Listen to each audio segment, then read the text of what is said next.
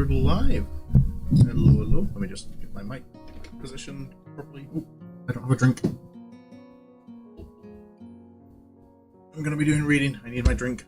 My throat is gonna get sore. Also, I never sent my avatar today. There we go. That should be better. Hello, hello, hello. Hello, my dear. Welcome. Took a couple of extra minutes just to get everything sorted, and OBS kind of concerned me for a moment because it took a while to detect Katawa Shoujo. I was kind of like, OBS, please, like, do that. It's awkward for me when you don't detect the game I'm trying to stream. That was on tight.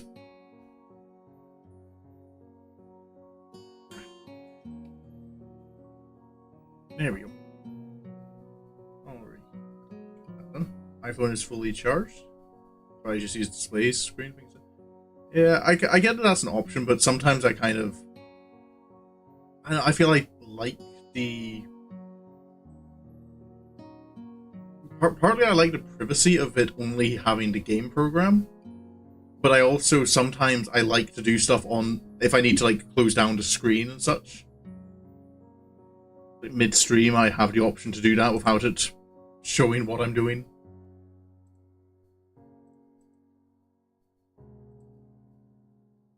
Alrighty. Hold up. Discord is not on streamer mode. Let me just make sure that's on so I don't get notifications. That's all good. Okay, everything is set. So, this is... I don't think it's the first time I've... Oh, hold up. OBS didn't like whatever I did. The prologue is pretty chunky. Okay.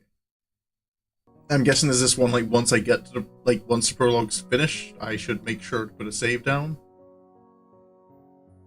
So I'm not doing it, like, anytime I come back for other routes. Yeah, I'm trying to think, like, have I ever streamed a visual novel before? Am I on... Okay, I can't put on a borderless full screen. Or borderless window, even. There's skip button to help. Oh, yeah, of course. I think the closest I've played to a visual novel that I can remember is Slay the Princess. But I know compared to a lot of visual novels, it had like a lot of choices you could take. From what I'm aware, most of them are very much you have a small handful of choices. Oh yeah, I try not to remember Doki Doki.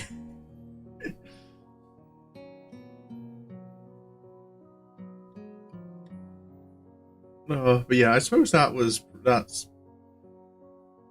Yeah, I don't think other than that though there has been any. Well, let's get started. If we've got a big chunk of dialogue to get through. A light breeze causes the naked branches overhead to rattle like wooden wind chimes. This is a popular retreat for couples in the summer. Deciduous trees provide a beautiful green canopy, far out of sight of teachers and fellow students. But now, in late winter, it feels like I'm standing under a pile of kindling. I breathe into my cupped hands and rub them together furiously to prevent them from numbing in this cold. Just how long am I expected to wait out here anyway? I'm sure the note said 4 p.m. Ah yes, the note. Slipped between the pages of my math book while I wasn't looking. As far as cliches go, I'm more a fan of the letter in the locker, but at least this way shows a bit of initiative. As I ponder the meaning of the note, the snowfall gradually thickens. The snowflakes silently falling from the white-painted sky are the only sign of time passing in this stagnant world. Their slow descent upon the frozen forest makes it seem like time has slowed to a crawl. The rustling of dry snow underfoot startles me, interrupting the quiet mood. Someone is approaching me from behind. Hi, Isao? You came? I hesitating, barely audible question. However, I recognize the owner of that dainty voice instantly. I feel my heart skip a beat. It's a voice I've listened to hundreds of times, but never as more than an eavesdropper to a conversation. I turn to face this voice, the voice of my dreams, and my heart begins to race.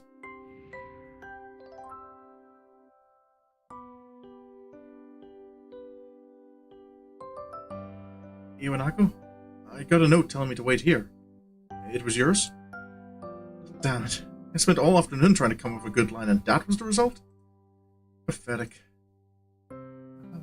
Yes, I asked a friend to give you that note. I'm so glad you got it.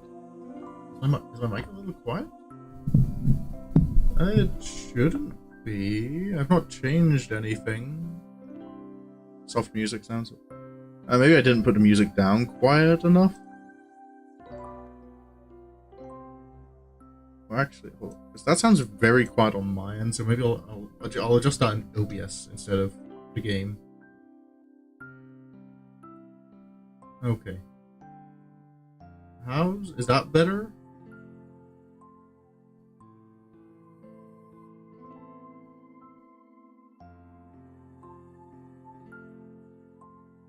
Okay, sounds good. Okay.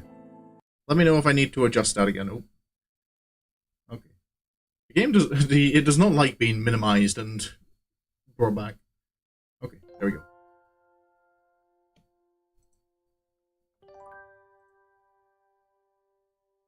Right, back to the story.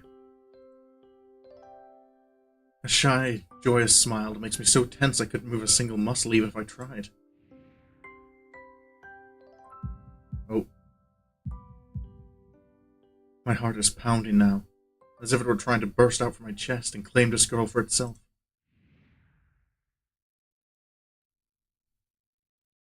So, here we are, out in the cold. Once again, the wind stirs up the branches. The cacophonous noise is music to my ears. Iwanako flinches ever so softly against a gust of wind. As it passes, she rights herself, as if supported by some new confidence. Her eyes lock with mine, and she lazily twirls her long, dark hair around her finger. All the while, the anxious beating of my heart grows louder. My throat is tight. I doubt I could even force a word out if I tried. You see, I wanted to know... This feels like something's bad is happening. If you'd go out with me. I stand there, motionless save for my pounding heart. I want to say something in reply, but my vocal cords feel like they've been stretched beyond the breaking point. Isao? I reach up to try and massage my throat, but this only sends spikes of blinding pain along my arms. Isao? My whole body freezes, save for my eyes which shoot open in terror.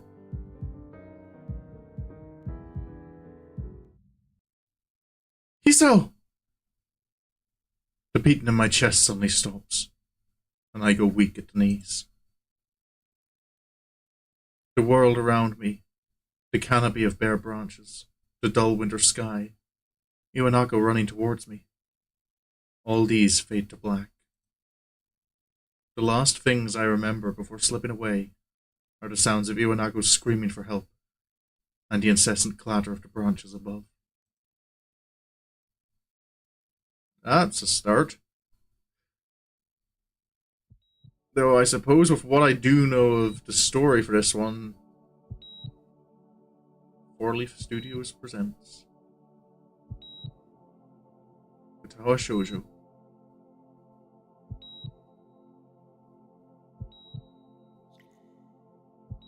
Oh. Animated portion.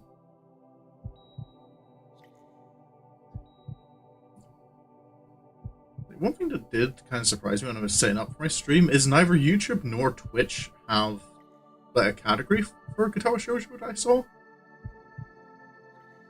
And like Twitch I was especially surprised by because Twitch has some obscure stuff. its categories. The thing that's bothering me, must have assumed Katawa Shoujo was more popular than I thought it was. No, I thought it was more popular than it is, maybe? Or is there just some reason that it's not?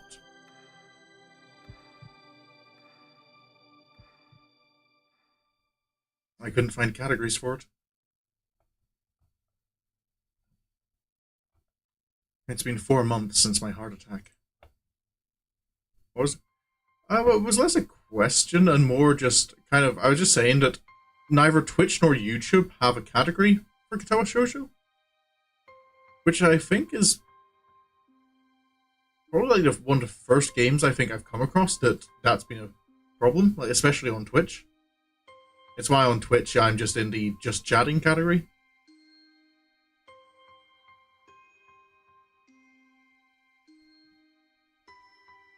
In that whole time, I can probably count the times I've left this hospital room unsupervised on one hand. 4 months is a pretty long time when you're left alone with your thoughts, so I've had plenty of time to come to terms with my situation. Arrhythmia. Take what you're reading, sir. Yeah. I think just chatting does work for the category. I'm just kind of was surprised that there wasn't an actual category for Katawa Shoujo. It's not like Twitch doesn't have categories for visual novels.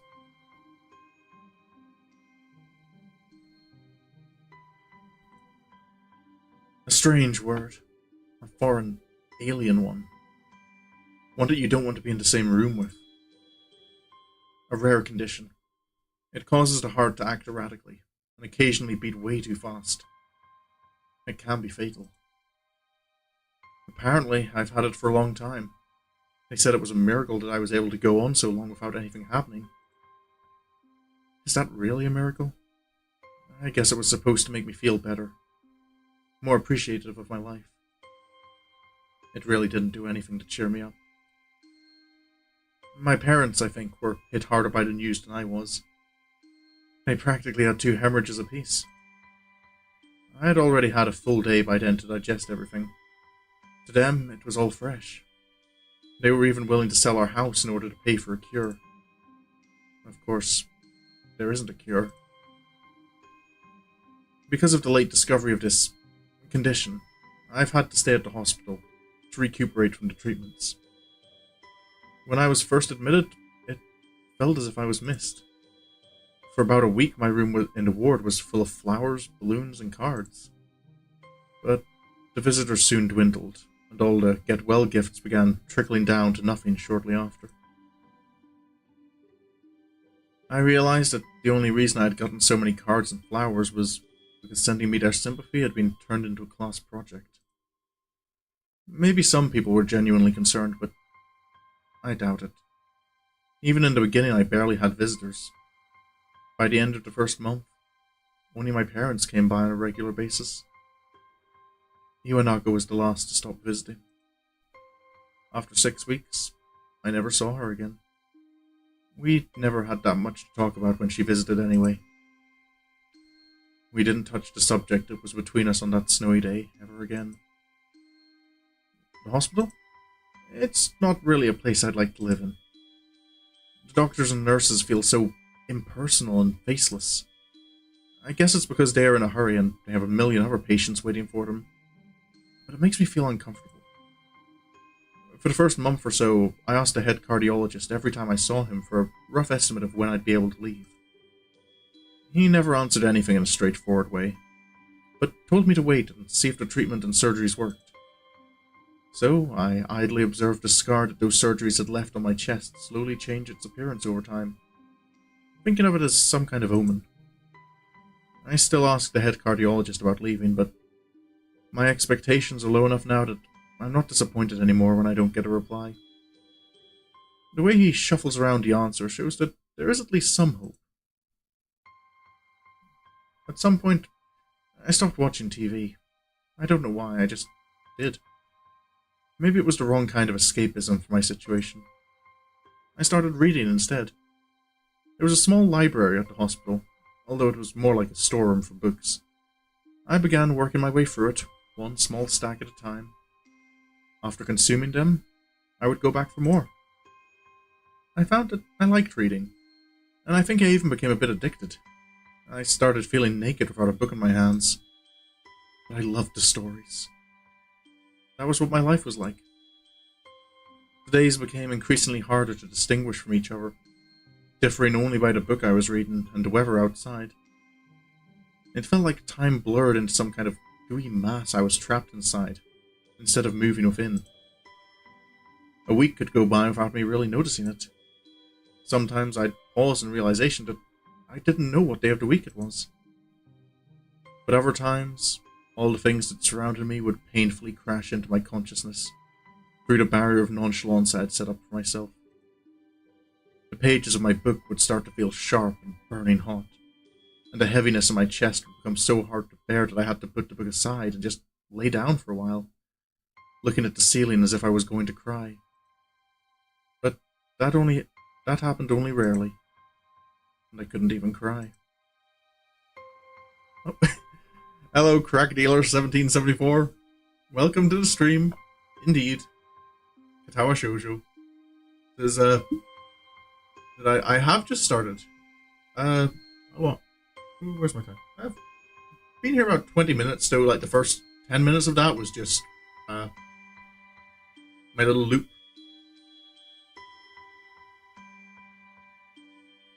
Just while I was getting everything set up for stream. But no, this is one that's been... I've been recommended to give this a read for... It's been a good wee while. I can't remember exactly how long. But Munid there in chat has assured me that it is worth the read. And I've learned I can definitely trust her recommendations.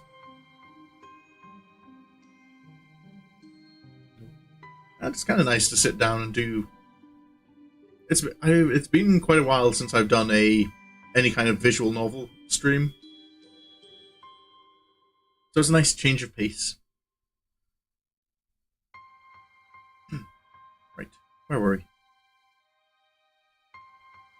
Today, the doctor comes in and gives me a smile. He seems excited, but not very. It's like he's trying to make an effort to be happy on my behalf. My parents are here. It's been a few days since I've last seen them. Both of them are even sort of dressed up. Is this supposed to be some kind of special occasion? It's not a party. There's this ritual the head cardiologist has. He takes his time, sorting his papers, then setting them aside as if to make a point of the pointlessness of what he just did. Then he casually sits down on the edge of the bed next to mine. He looks me in the eyes for a moment. Hello, Hisao. How are you today? I don't answer him, but I smile a little, back at him. I believe that you can go home. Your heart is stronger now, and with some precautions, you should be fine. We have all your medications sorted out. I'll give your father the prescription. The doctor hands a sheet of paper to my dad, whose expression turns wooden as he reads it quickly. So many. I take it from his hand and take a look myself, feeling numb. How am I supposed to react to this? The absurdly long list of medications staring back at me from the paper seems insurmountable. They all blend together in a sea of letters. Oh, that is,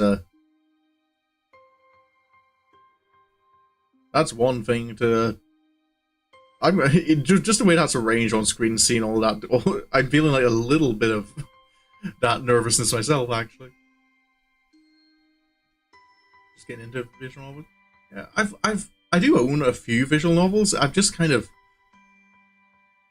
never really sat down to play them, to read through them. And I feel doing it on stream is going to help, because I don't know, I find streaming something helps motivate me to play stuff I wouldn't normally play. Because in my own time, I have these games I keep going back to, and other things I do. Pure medicine based that, yeah. I still remember like every morning like seeing the little bowl of tablets that my granddad needs to take every day. Thank you for the... Yeah. I've had this model for, I think, a year and a couple of months now. This is the first model I actually got commissioned. I had been working previously with like models I made myself, but I kind of wanted... I wanted one that looked a bit more unique, rather than using the like pre-built assets from Vroid Studio. And I found, I know, I kind of like having some representation of myself on screen.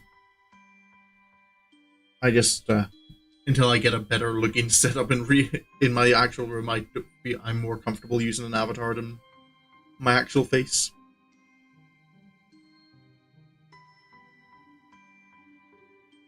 Oh. Valerie. This is insane. Side effects, adverse effects, contradictions, and dosages are listed line after line with cold precision. I tried to read them, but it's so futile. I can't understand any of it. Attempting to only makes me feel sicker. All this? For the rest of my life? Every day? I'm afraid that is the best we can do at this point. However, new medications are always being developed, so I wouldn't be surprised to see that list fade over the years. Years? What kind of confidence booster is that? I'd have felt better if he hadn't said anything at all. Also, I've spoken with your parents, and we believe that it would be best if you don't return to your old school. What? Please calm down, Hisao. Listen to what the doctor has to say. Calm down? The way he says it tells me he knew full well that I wouldn't like it. Am I going to be homeschooled? Whatever my concern shows, it's ignored. When you just use Notion or Shinobu. Oh yeah, I thought that was a Shinobu profile picture I saw. Good old Monogatari series.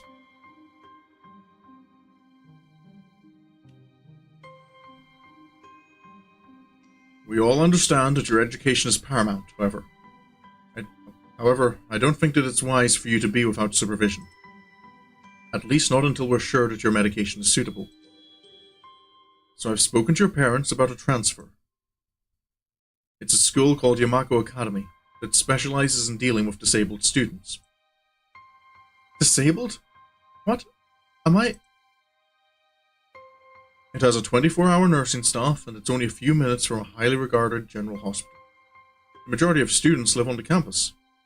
Think of it as a boarding school of sorts. It's designed to give students a degree of independence while keeping help nearby. Independence? It's a school for disabled kids. Don't try to disguise that fact. If it was really that free, there wouldn't be a 24-hour nursing staff. And you wouldn't make a hospital being nearby a selling point. Of course, that's only if you want to go, but your mother and I aren't really able to homeschool you. We went out there and had a look a couple of weeks back. I think you'd like it. It looks like I really don't have a choice. Compared to other heart problems, people with your condition usually tend to live long lives. You'll need a job one day, and this is a good opportunity to continue your education. This isn't an opportunity. Don't call it an opportunity. Don't call it a goddamned opportunity. Well, you should be excited at the chance to go back to school. I remember you wanted to return to school, and, well, it's not the same one. A special school. That's an insult. That is what I want to say. It's a step down. It's not what you think. All of the students there are pretty active, in their own sort of way. It's geared towards students that can still get around and learn, but just need a little help, in one way or another. Your father's right. And many of the graduates of the school have gone on to do amazing things. A person doesn't have to be held back by their disability. One of my colleagues in another hospital is a graduate. I don't care. A person doesn't have to be held back by their disability. That's what a disability is. What is this problem? Arithma... Arithma... Did... Without seeing it, I can't pronounce. Arithmophia, I think? Arrhythmia? Arrhythmia? Yeah, his, heart, I feel it's when your heart doesn't, like, beat consistently. Like, especially under, like, emotional stress. Which can, as it did in this case, lead to a heart attack.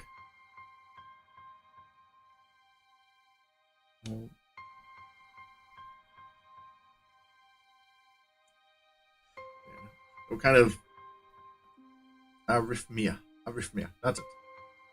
I just tried to. I vaguely remembered how the word looked, but I couldn't exactly remember. Thank you, Money. This kind of line, I mean, I know my disabilities aren't like major, like it's nothing life-threatening, and it doesn't affect my physical health all too much. But I do kind of get the, like, when people say, like, oh, you don't have to be held back by your disability, and it's kind of like, you kind of are. And sometimes it feels a little bit dismissive when it's kind of, like, I know the sentiment comes from a good place.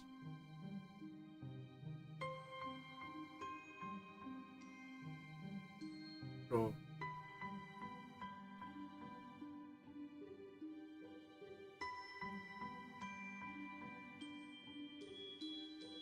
I think it's, like, important for people to, like, be in, like, to let people know, like, be fully aware that, yeah, if you have a disability or develop one, that your life isn't going to be the same.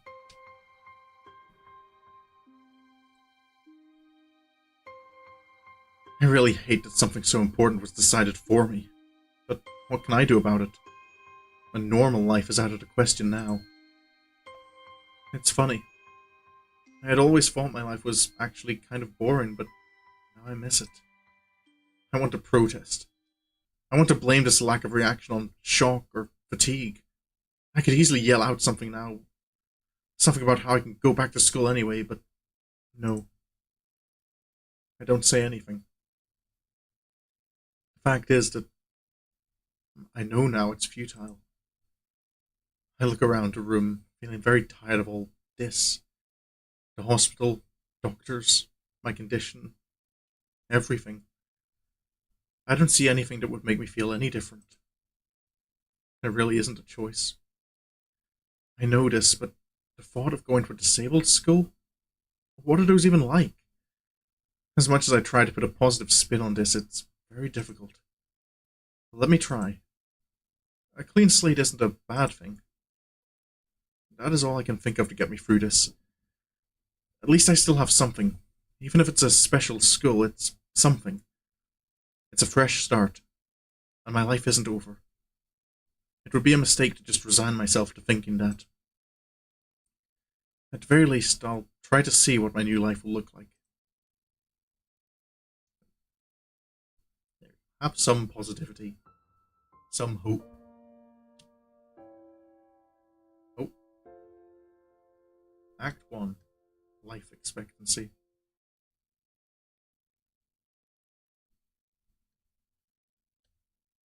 Bundle of Hisao. Finish the prologue.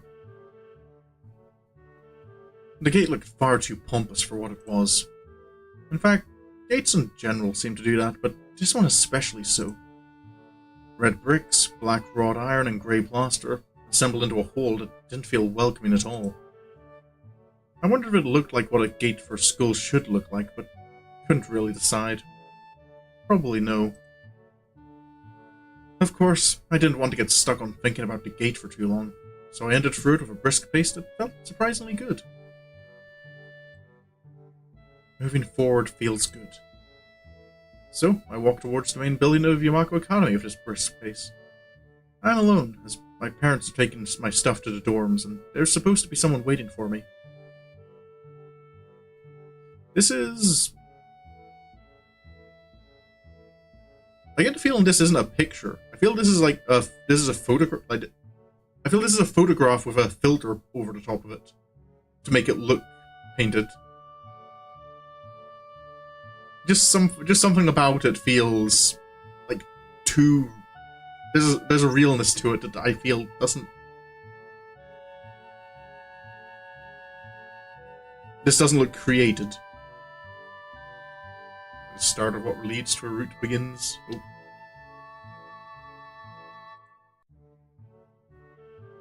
Yeah, most of them. Okay.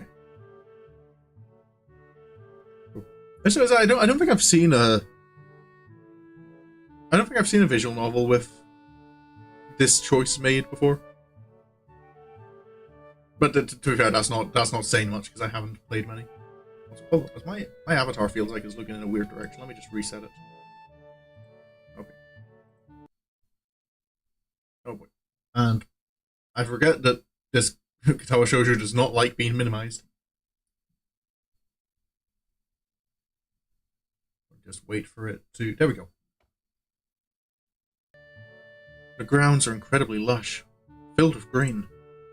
It doesn't feel like the kinds of grounds a school would have. More like a park, with a clean walkway going past trees and the smell of fresh-cut grass and all other park-like things.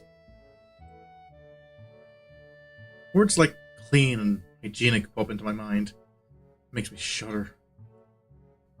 Some really good ones have those, like Unik. Yeah, I suppose it does work, and like if it does. I've always kind of appreciated like having a sense of realness in things. It's the reason why I like Tokusatsu shows so much. Is I love practical effects. I shake them off. Stay open-minded now. It's your new life. You have to take it as it comes. That's what I tell myself. A few big buildings loom behind the leafy canopies. Too big and too many for just a school. Everything seems off. It's different from what I thought I knew about schools. It's an uncanny valley. Even though I was told this is my new school, in the back of my head it doesn't feel like one. I wonder if the feeling is real or caused by my expectations of a school for the disabled.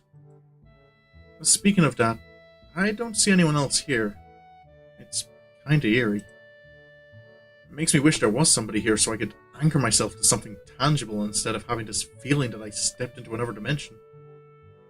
Maybe lack of CG artist management time? Quite possibly, because I do get it is... Getting art commissioned is expensive, and if you are pressed for times...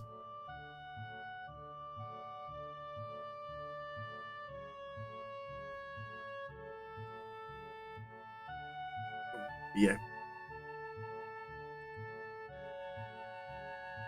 The trees hum with the wind, and the green hues flashing all around me catch my attention. It makes me think about hospitals again. How they say that the operating rooms are painted green because green is a calming color. So why am I feeling so anxious, despite all this greenery? The team did it for free, so... Oh, I suppose, yeah, especially if it is free. This is the only good thing that came out of Fortune. Oh boy.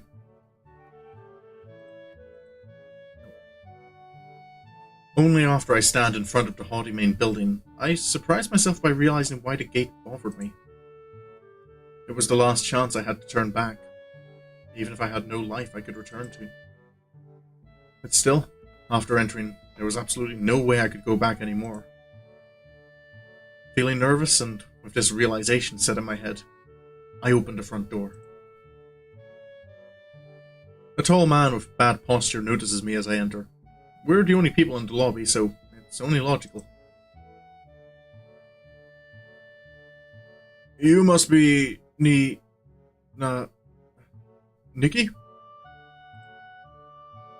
Nakai. So you are. Excellent. I'm your homeroom and science teacher. My name is Muto. Welcome. We exchange a handshake that is neither firm nor sloppy, and he looks at his watch.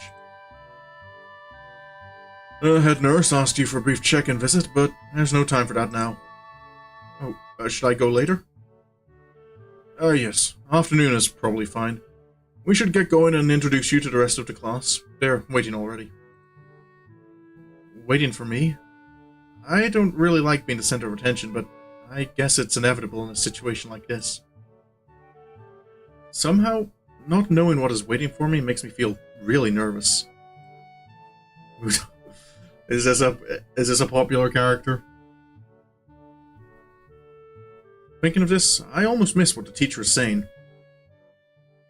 Do you want to introduce yourself to the class? Hold up, I'm going to save. I know visual novels, you save before choices. Well,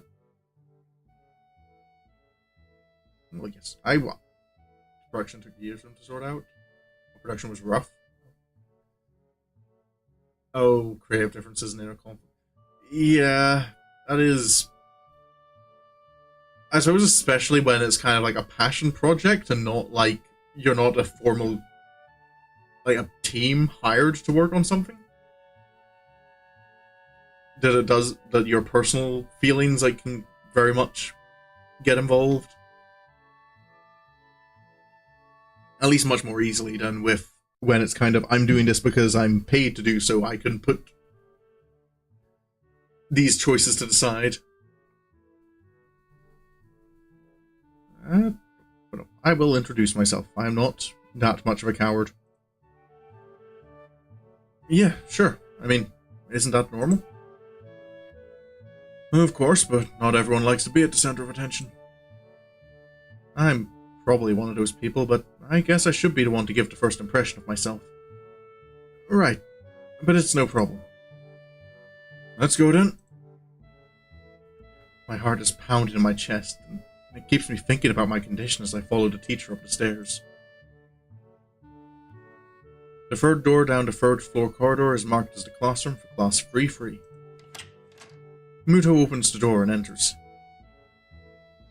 Good morning, everyone. Sorry I'm late again.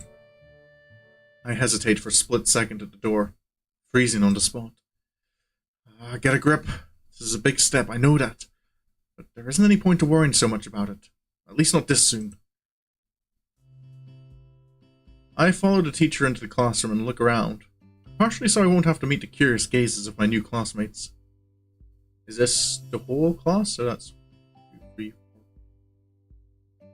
4. We're student number 11.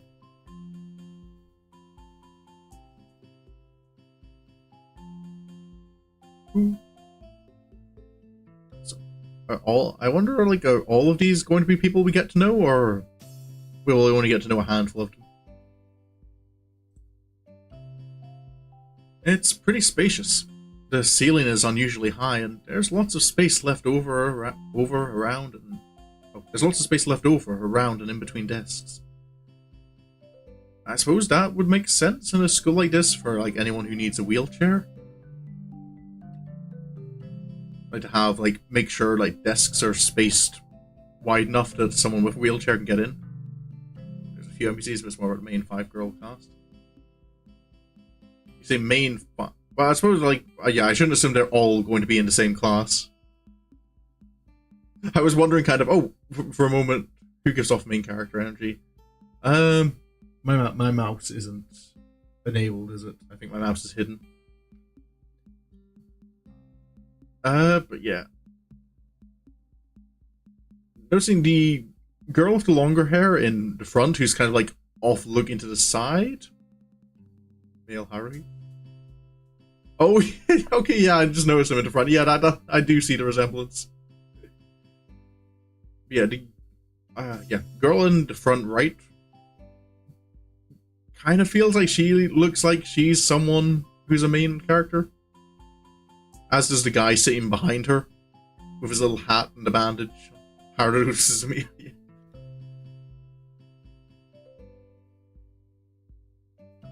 Yeah, to be fair, that entire row, because the girl behind him is covering her face and looks like... I'm fairly certain I've seen her, on the cover art.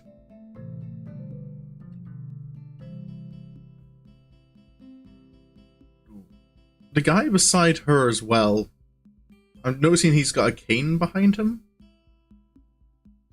And he's either dozing off or just, pensively meditating.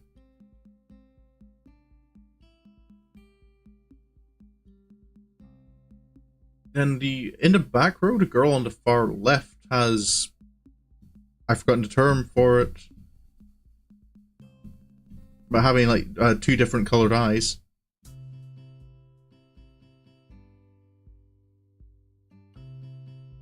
To be fair, the middle row,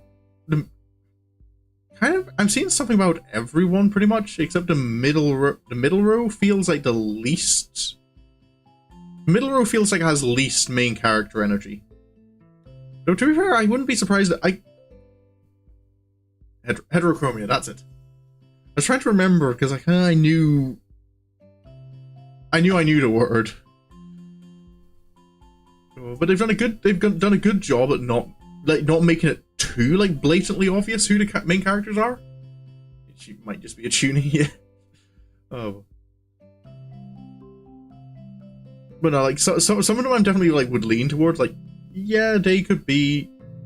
I have feelings, but I couldn't.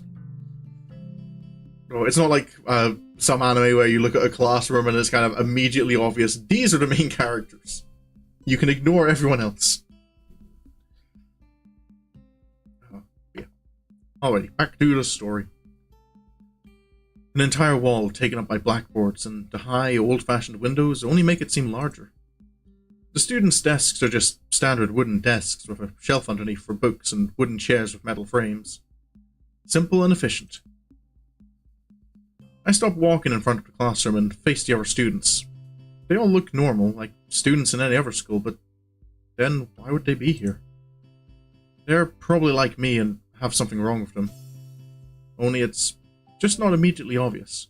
Then I noticed that one of the girls seems to be missing the thumb of her right hand. It's a little jarring.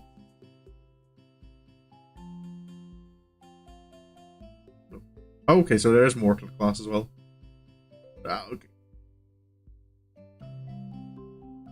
Okay, again, like, more. There's very few of these people who look like they're not going to be somewhat important.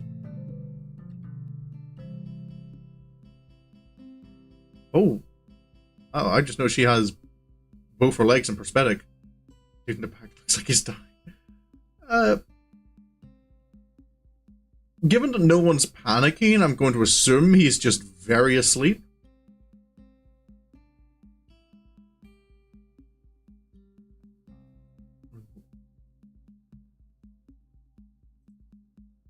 Despite the natural tendency to listen when someone's talking about you, I tune out the teacher's speech halfway through while he introduces me to the class.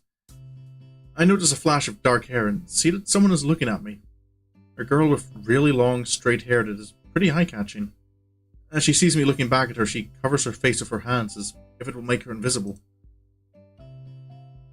There's one boy with a cane leaning against the lockers at the rear of the class. It's weird seeing someone so young with a cane. Another girl seems to be making some weird hand motions. Sign language? She peers at me over the rims of her glasses, then goes back to whatever she's doing. She's kind of cute. So is the cheery-looking girl with pink hair sitting next to her. She's really hard to miss. I don't know how I didn't notice her the moment I walked in, because the camera hadn't panned over. Please welcome our newest classmate. He claps his hand, and so does everyone else, except one girl in the front row who has only one hand. I cringe a little, but hide it by bowing in thanks for this applause I did not deserve. A collective silence tells me that I should open my mouth now. So, I'm Hisao Nakai. And after that, my hobbies are reading and soccer. I hope to get along well with everyone, even though I'm a new student. And after that, I'm being so boring. This is exactly like every self-introduction ever. I should say something more exciting. I end up saying nothing, and the teacher picks up from there. Everyone seems to be satisfied, even with what little I said, though. A few girls are whispering to each other, throwing glances at me. It could have gone worse. I listen to the teacher as he drones about getting along while letting my gaze sweep across the classroom. It's this chance to fool. Playing it safe. Everyone seems to be listening to him intently, and when he's done, they clap their hands again, which feels like a weird thing to do. The first row girl claps on this round, with her one hand against her other wrist that ends in a bandaged stump. It makes me feel a little bad. We're going to be doing some group work today, so that'll give you a chance to talk with everyone. Is that okay with you? Yeah, it's fine with me. That's good. You can work with Hakamichi. She is the class representative. She can explain anything you might want to know. And who else will be able to do that? Oh, and who else will be able to do that better, right? How could I know? The teacher passes out the day's assignments and announces that we will be working in groups of 3. It hits me that I don't know who Hakamichi is. Slow. The teacher seems to catch my helpless expression. Oh, right. Hakamichi is right there. Shizune Hakamichi. Oh, the pink-haired girl. As he calls out her name, the cute, bubbly-looking girl with bright pink hair and gold eyes waves her hand at me. I take a seat next to her, by the window. Hey, I guess you're Hakamichi, right? It's nice to meet you. What? I'm caught off guard by her laughter. It's nice to meet you too. But I'm not Hakamichi. I'm Misha. This is Hakamichi. Chichan! Giggling, Misha points to the girl next to her, the one I saw using sign language before. It looks like she has been staring at me this whole time. She nods once nonchalantly to show that she acknowledges my presence, but only barely. She has short yet carefully, neatly brushed hair, a pair of oval-shaped glasses balanced on the tip of a dainty nose, and dark blue eyes that seem to alternate every few seconds between analytical and slightly bored. It's nice to meet you.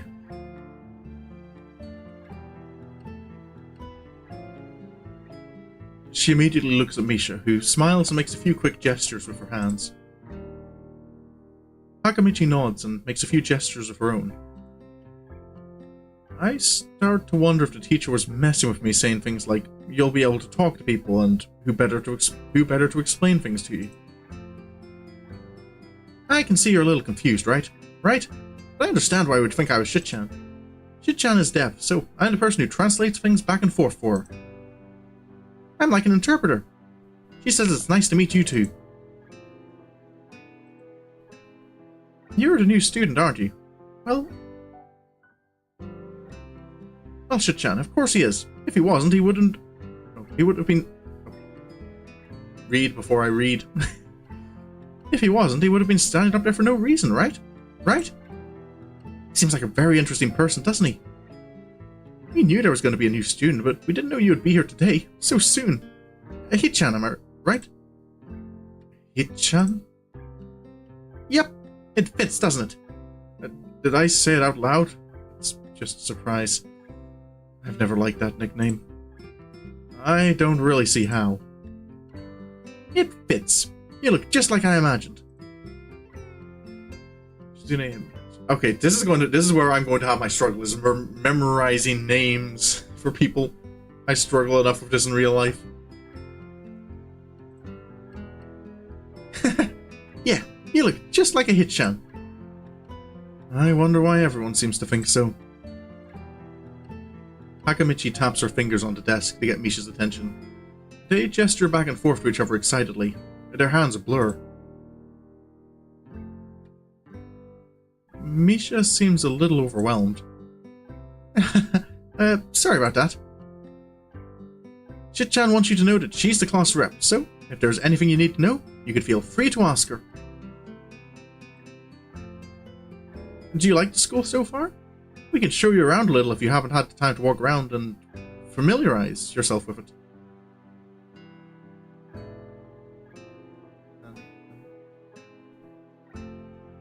Names have a color so you can tell who's who. Okay. That is going to be helpful. Misha stumbles with the hard word a bit, making it stick out in her otherwise fluid translation. Thanks. That would be pretty helpful. Yeah, I just kind of came straight to class today. That's no good.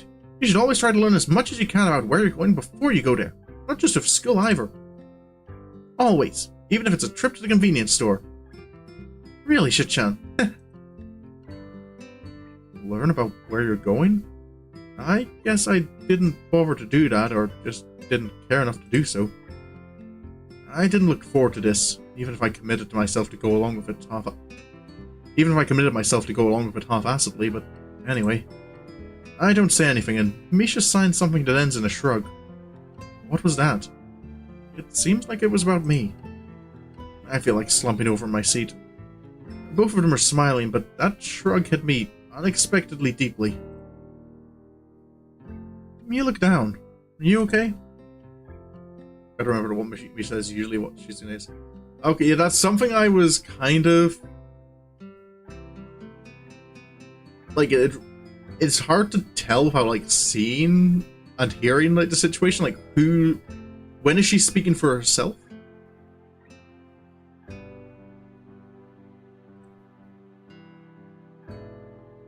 Oh, hold up. Are there... Don't take it the wrong way, please. I hate it when people are afraid to ask questions. That's how people learn things. By asking. Asking for help is perfectly normal, as much as needing help. Stop looking like you just failed a test. I get that. It's a little difficult telling me, should I? Yeah, that's... Oh, yeah, because... Oh, whoops. Because I've met with people who are deaf before, and in... Like, when you're face-to-face with them, like, it's... the interpreters I've met, like, they deliberately used a different tone of voice when speaking for someone.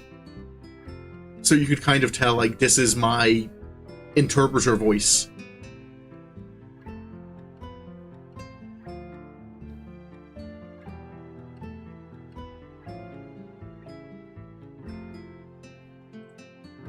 Alright. Ah, and another thing. You don't have to call Shichan something so formal like Hakamichi or class rep all the time. Just call her Shichan.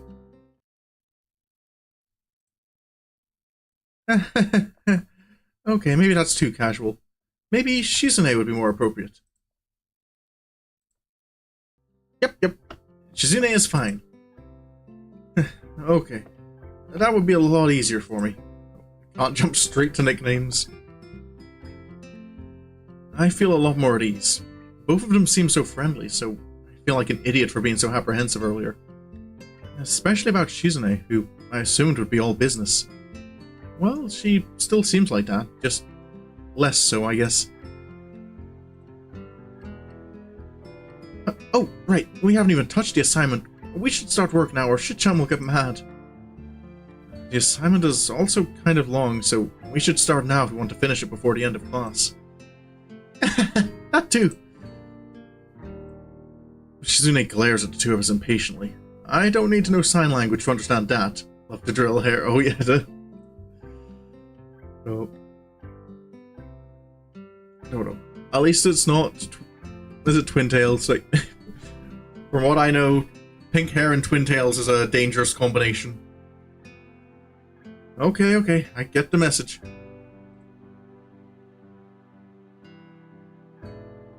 After class, we can take a walk around the grounds together. It's a nice day today, okay?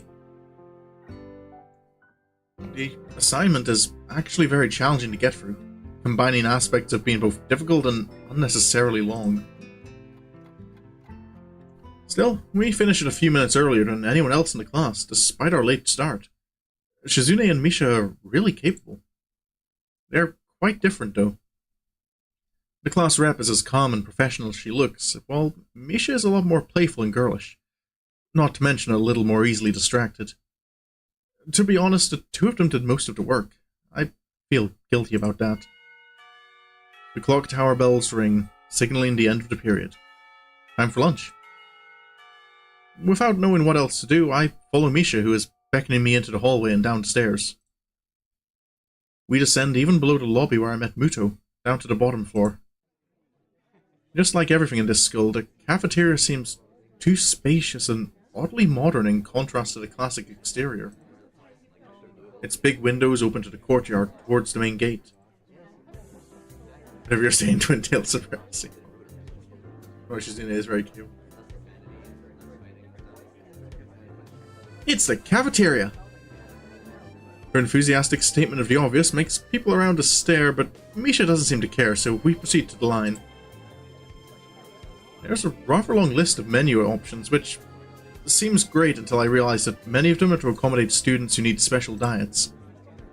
How nice. It almost feels like I'm back at the hospital, eating portions measured with scientific precision to meet the needs of the patients. I pick something at random and follow Shizune to a table, sitting opposite of her. How does anyone pick something at random from a menu? I need to know, like, and be sure of what I'm having. As I nibble indifferently at the food I'd rather not eat, Misha pokes me in the side to get my attention and points to Shizune. I don't understand signs, so the point escapes me.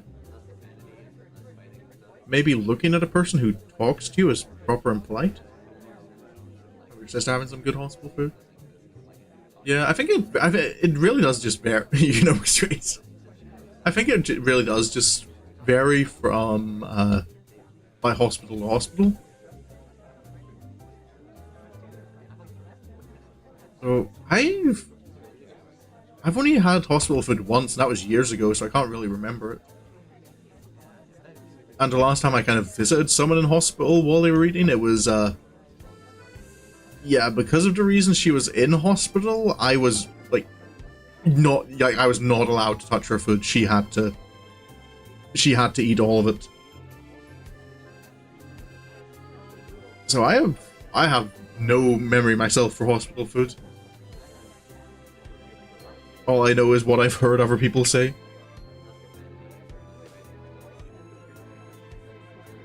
Do you want to know something? What? About anything. We're your guides, so you should just ask if there is something. I wonder. Yeah, the library seems like the right choice.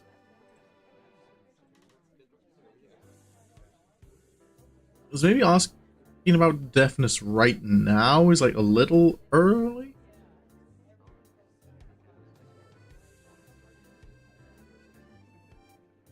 But I kind of at the same time, you don't want to just shut the conversation down by going, nope, I don't.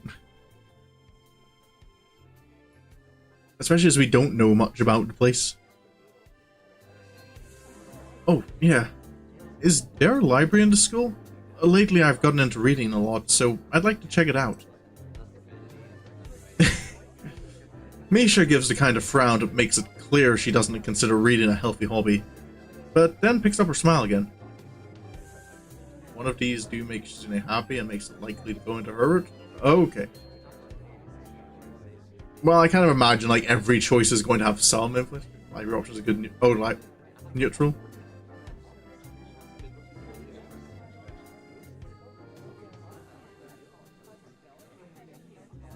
Oh.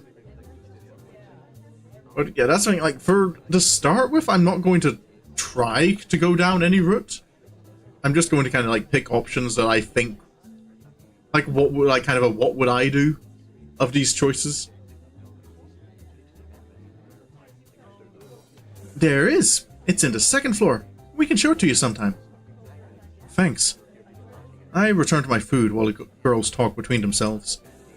Misha and Shizune sign back and forth very animatedly, throwing sideways glances at me, but Misha refrains from translating. Maybe they're talking about secret girl stuff or something. It's where you end up is where you end up. Good choice. So at least the first time I play through multiple choice games, I try and just... I don't try and manipulate it too much.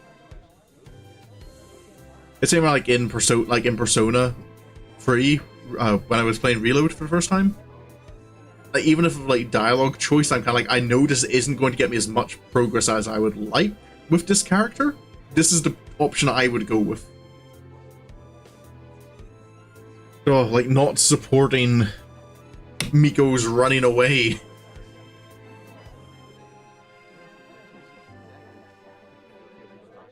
No, not that it makes a difference.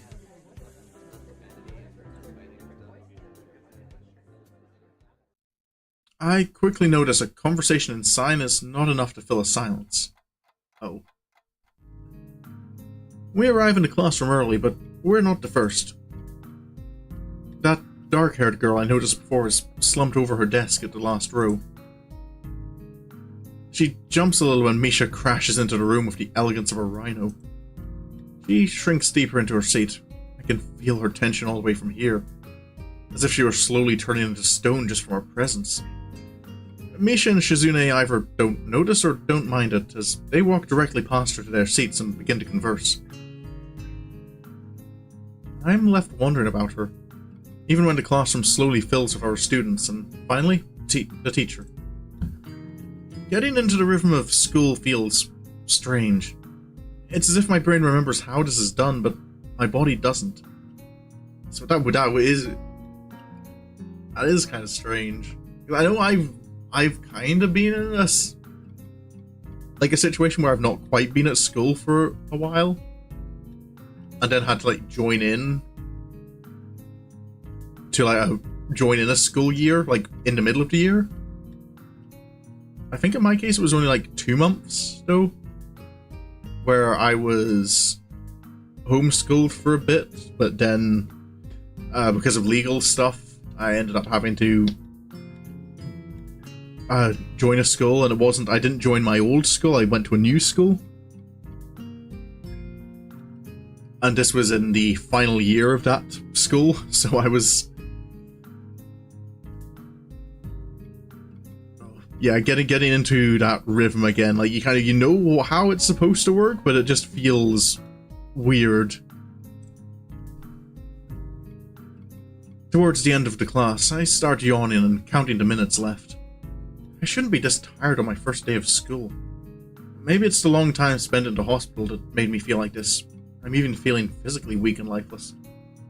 Yeah, that happens to you when you've been resting for too long and you suddenly get back to just normal life. Before long, the final bell rings. School is finally over for the day. Beside me, Misha and Shizune are having a short conversation. After a bit of deliberation, Misha turns to me. Unfortunately, we can't stay and show you around today, Hit-chan. We've got to hurry already, since there's a lot of work for us to do. You'll find your way around here, I'm sure of it. The teacher said I'd have to see the nurse. Where do I have to go? Oh, is that so? Oh, we can at least show you that much. Come on, the nurses have their own building, so we have to go outside. We joined a flow of students making their way down the stairwell and outside, with the girls pointed out of our senior classrooms in the same hallway as ours. When we get outside, the girls make their way to the smaller building right next to the school. It's built in the same style, so it looks like it's actually part of the main building. Yeah, school was not great. That is a part of my life that didn't go well for me. This is the auxiliary building here. There's a lot of official and important stuff inside, like the Yamaku Foundation office and all the nurses' offices. They even have a swimming pool. How is that official? Don't be silly, Hit-chan. It's for physical therapy, of course. Anyway, all the nursing staff facilities are in there too. Head nurse's office is on the first floor. Shizune looks like it's kind of... I've offended her by not realizing that swimming pools are used for physical therapy. You'll be fine from here, right? We'll be going then. See you tomorrow. Yeah, thanks. Bye. A whole building for stuff that has nothing to do with the actual education? I guess it's necessary for a place like this. I walk in, hoping that this really will be only a quick visit like the teacher said. On a white door on the left is a green cross with the text Head Nurse and a nameplate. A voice from inside responds to my knock almost immediately, but I can't quite make it out. It sounded a bit like an invitation to open a door, so I invite myself further in. The room is not large, and it smells strange. A friendly-looking man turns around on his office chair to face me as I enter. His desk is neat and tidy, but the bin under the table is overflowing with used medical utensils, and there are at least 3 dozen coffee cup rings lingering on the desk. Hello there. What can I do for you today? He is young-looking and sort of rugged, but the dimples in his cheeks wash that impression away when he smiles. Are you the nurse? He smiles like a person who has heard this very same question hundreds of times. Why, yes I am. It says so on the door, no? You can call me by my name, or just the nurse, like everyone else. Of course. I shake off my confusion and realize I probably should grab his extended hand. His handshake is rather firm and friendly. Right, I'm a new student. My homeroom teacher told me to come and meet you. My name is Hisao Nakai. His eyes light up with revelation and he snaps his fingers. Oh, you're that Nakai. I was just reading your file this morning. Some kind of chronic arrhythmia and related congenital heart muscle deficiency, right? He gestures me down to sit in a vacant armchair in front of his desk. Yes. Good. Well, you've probably been briefed about the school enough, so I'll just go over this quickly. We have all kinds of facilities available, mostly physical therapy and such. There's always someone from my staff around, even at night, so never hesitate to call us if there's a problem. The famous 24-hour nursing staff. This is like a hospital. Oh, well, not exactly. For instance, we don't do brain surgery here. His joke feels sort of placed, and I'm left thinking why he even said it. Yeah, it's just that it's really weird to have so many medical people at a school. You'll get used to it. I'm not so sure of that myself, but I don't let the nurse know it. Now, let me just find your file again. While he searches for something from his computer and shuffles stacks of papers around, I let my gaze wander around the room.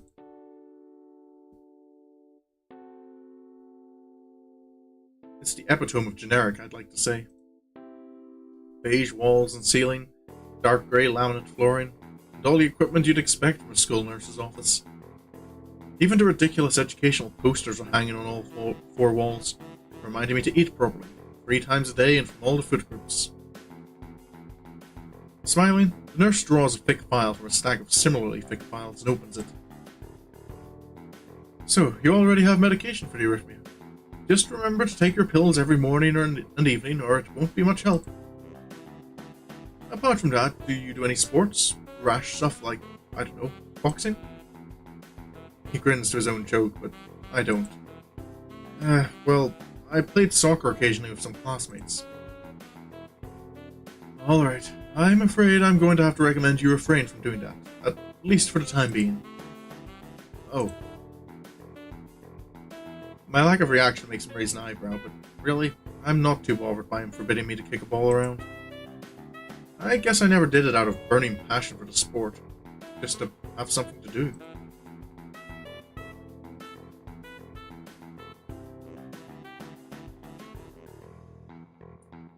Any kind of concussion might be very dangerous to your heart, and risking another attack is not a good idea. Was the previous one caused by a sudden concussion to the chest area? There was no mention of the cause in your papers. Not exactly. I sidestep the question acceptably, and he glances at me over his papers with a more serious expression on his face. Still, you need to keep your body healthy, so some exercise would do you good. We have physical therapy and such available, as I said, but I don't think you really need such heavy measures. Just get some light exercise regularly. Brisk walks, or even light jogging, jumping rope, that sort of thing. Swimming, maybe? There's a pool here. So I was told. You were. Very good. At any rate, I'm sure you've been told this before, but you just need to take care not to overexert yourself. He wags his finger to emphasize the point. No need, really. I've heard this 1,000 times already. Absolutely no unnecessary risks. Take care of yourself. Okay. He goes over my papers one more time and sets them on the desk, obviously content. Good. That's it then. Come meet me if you ever need something.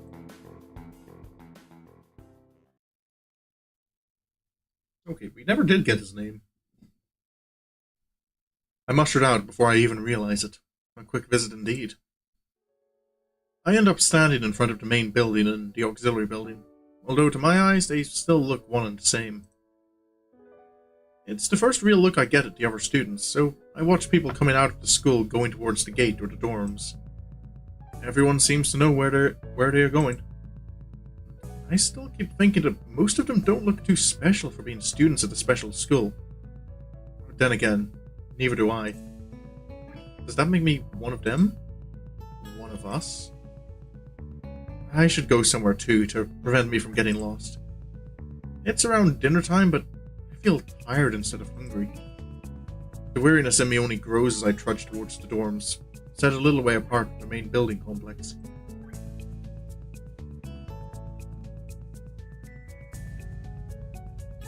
There's a garden of sorts between the school and the dorms. Shrubbery, flowers, and that overbearing smell of fresh-cut grass that fills the atmosphere. It dawns on my tired mind that the smell feels novel because I haven't been outside at all for so long. The dorm building is big and made of red brick. Like the others, it feels way too pompous for what it is, so I push forward, going inside. It takes more time than necessary to fish out the key I was given from my pocket. Room 119. Despite the ornate exterior, the inside of the dorm is fairly new, functional, and boring. Just like in the main building, the halls and doors are wide to accommodate wheelchairs. The same goes for the elevators at the end of the hallways. I poke my head around the corner of the common room door. Inside, a few students are watching the television. One nods and gives a quick hello before turning back to the TV. Seems that only the girls around here are sociable. I suppose that's perfectly fine with me. I climb the stairs to the upper floor. Here, small corridors branch off from the main hallway. Each of these minor halls seems to have a toilet and a shower, as well as 4 rooms. About halfway down the hall, I spy room 119. The nameplates on the rooms adjacent to mine are blank. I guess there are just 2 of us here. Light shines from below the door of room 117, so I knock lightly. Hello? Is anyone home? From inside, I hear a few movements, then the clicking of way more locks than I thought these doors had. After a moment, the door squeaks open. A bespectacled boy is standing in the doorway. He is looking at me very intently through his extremely thick eyeglasses. Who is it? Blind? No, at least not completely. Why would he have eyeglasses if he was? He leans closer to me until our noses are almost touching. His breath stinks of garlic. Hisao Nakai. I'm moving into the next room, so I thought I should introduce my... His face suddenly brightens in realization, and he stands back upright, thrusting his hand out in a smiling greeting, almost straight into my diaphragm. Oh, sup, dude? The name's Kenji. Hi. I take Kenji's sweaty hand and shake it, still a little rattled by the sudden change of attitude and vehement welcome.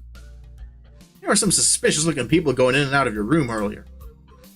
It was probably my parents. Your parents? You sure? They could have been some other people, too. You can't judge a book by its cover.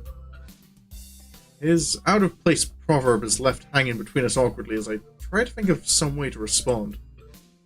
I'd say the chances are high enough. He shudders and makes some exaggerated hand gestures. You're a brave man, Hisao. Me? I don't... Oh, me? I don't think I could trust the chances. The only one I trust is myself. Does that mean I shouldn't get to know you either? He thinks about this for a while. A wise decision. Yeah, you're smarter than you look. Probably. What do you look like? I hope not smart. He squints his eyes and leans closer again, but I lean backwards to dodge it. Never mind, it doesn't matter. With that, he turns, fumbles around for a moment in search of the door handle, and shuts the door behind him. So I'm guessing he's not completely blind, but I'm guessing he does like have serious struggles with sight. I can imagine how that might make you paranoid when you can't really perceive the world around you. Like if people all start to look the same.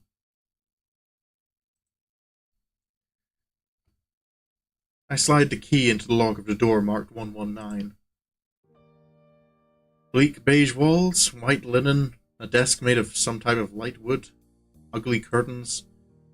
It's no one's room. Impersonal, like my hospital room was. My bags are sitting at the foot of my bed, looking a lot emptier than they did this morning. The closet is sitting open, stocked with my clothes. Also, it seems that there are a number of school uniforms hanging there as well. A note is pinned to the sleeve of one of the shirts. Hi, Hitchan. We've unpacked your things and made your bed. They said that if these don't fit, then you should go to the office tomorrow. If you have any problems, you can always call us. Love, Mom and Dad.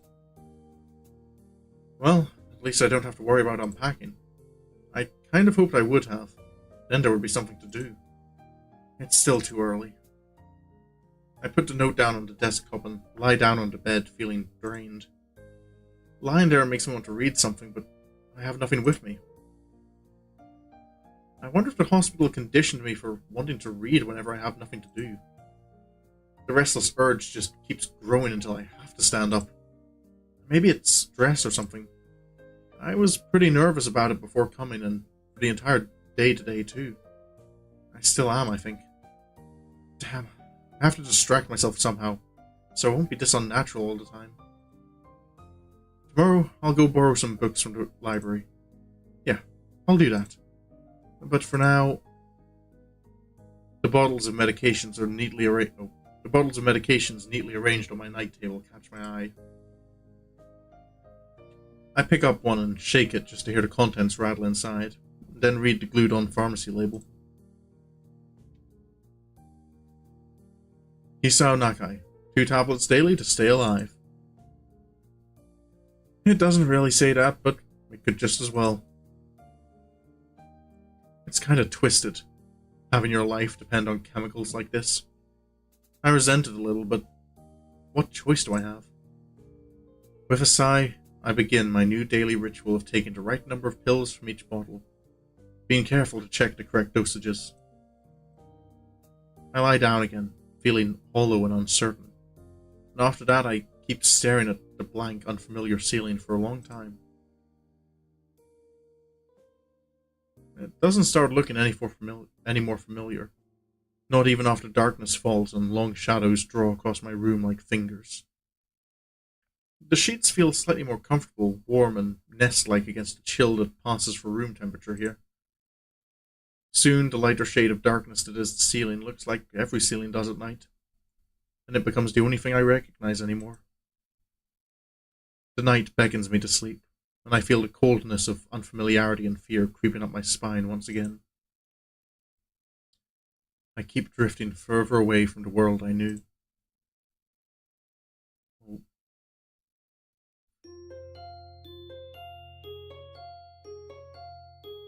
Day 2.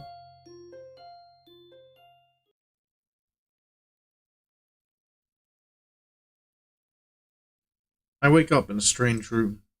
Solid morning light shimmers against the light grey ceiling. I had forgotten to draw the curtains closed last night. This is my room, isn't it? My room. This is the 3rd room this year that I'm supposed to call mine. Various things around here remind me that, indeed, it's me who is supposed to be the one living here. My bags on the floor, my new school books on the desk, my numerous medications on the night table. I stare at the bottles for a moment, deliberating, until I open a bottle, shake out a pill, and pop out a tablet from a foil sheet. I down them with a chaser of water without thinking about the chemistry. My uniform's in the closet. I slink out from under the sheets and stretch my back before dressing up.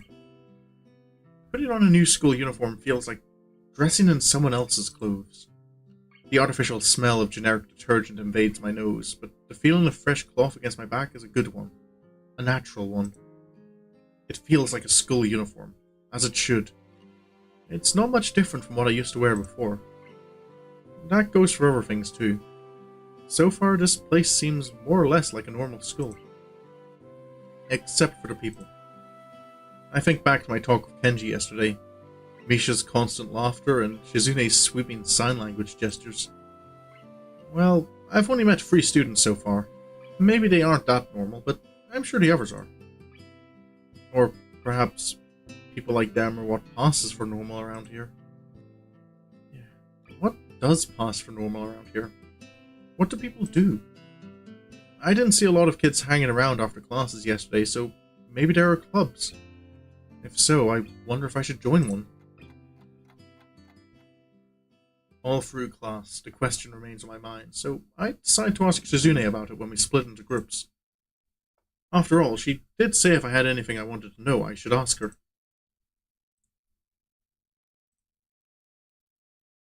She crosses her arms and shifts her gaze slowly to Misha, who looks more preoccupied with trying to grind the eraser of her pencil down so the top is perfect and evenly. Oh, but I've done that before. Needs to be neat. Shizune is not happy. Sorry, Shichan. Is there something you wanted from me? Oh, I see. That's a good question, Hichan. My first thought is that means she doesn't know, which is worrying. Maybe I'm being too negative.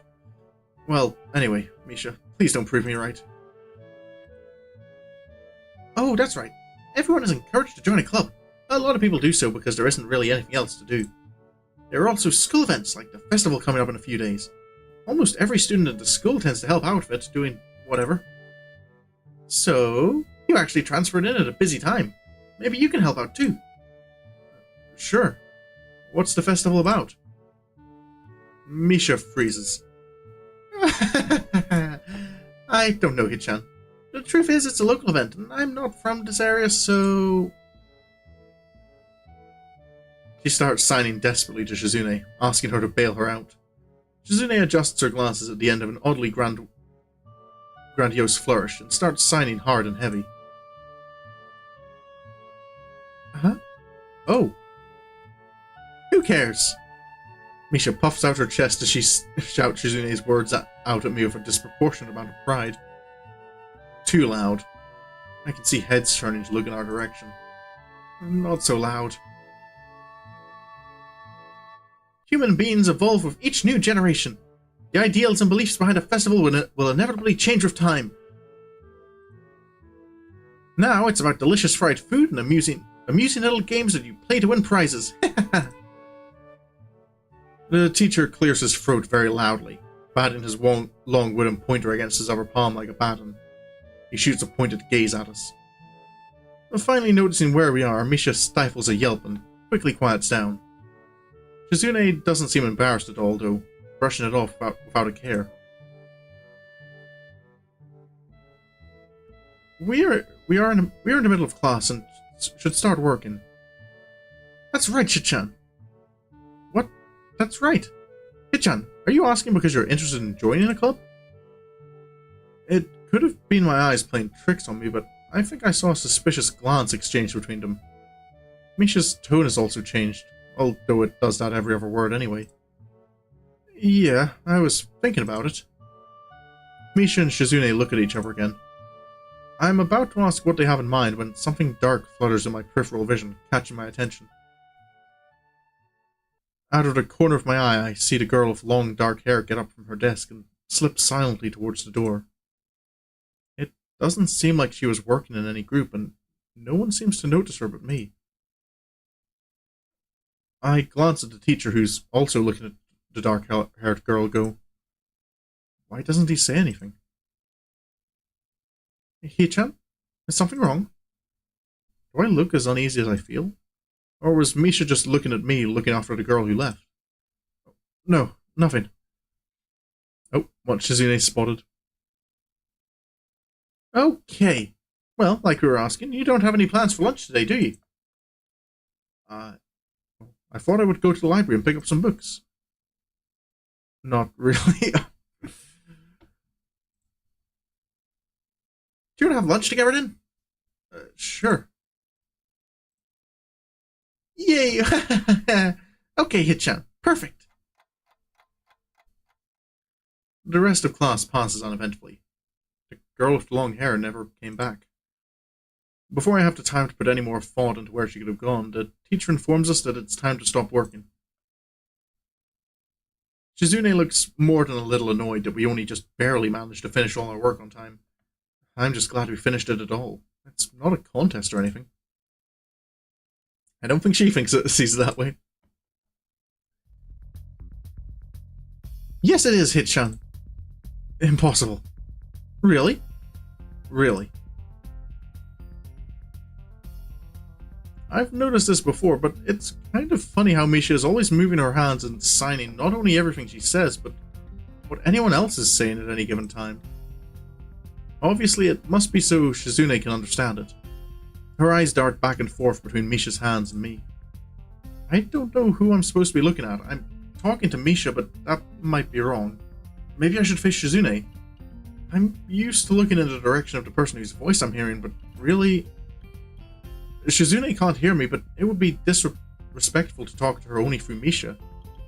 Then again, isn't that what she's doing? No, she's at least looking at me. This is all very confusing, and this will take some time to get used to. It's not a contest, because contests are competitions over a prize. If there's no prize on the line, it's not really a contest. Shizune's eyes flash dangerously with competitive glare.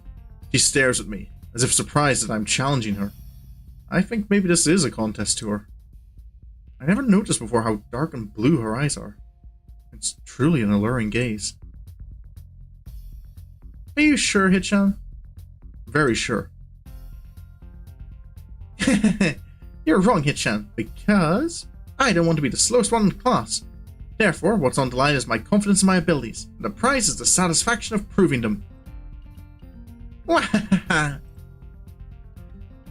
Shizune pushes her glasses up the bridge of her nose in a very matter-of-fact way. I'd argue more, but the bell rings, and she quickly gets up and picks up her bag, looking at me expectantly. I had almost forgotten that I was supposed to have lunch with them. Where do you want to eat? The cafeteria? That's so plain. Okay, let's go. Plain? Well, I guess. At my old school, I liked to eat outside, near the back of the building. It was a good spot, but I didn't find it until near the end of my freshman year. I wonder if there's a similar place to eat here. Misha seems to imply as much. Shizune and Misha pull me towards the cafeteria, which is surprisingly not packed. Maybe some students favor eating in classroom or outdoors. I saw some of my classmates had boxed lunches. After we finish eating, Misha picks up where we left off earlier. So, Hitchan, you wanted to know about clubs and stuff, right? Right? Right, Hitchan. Okay, I guess it makes sense to ask first. Exchanging little nods of confirmation, they turn to face me again, and Misha straightens her posture, as if she is about to deliver a speech. Hitchan, do you have anything you're really interested in? I used to play soccer, but I'm not really into it. I don't follow the teams and players or anything like that. As of late, I usually just read a lot. There's a book club, right, Hitchan? Right.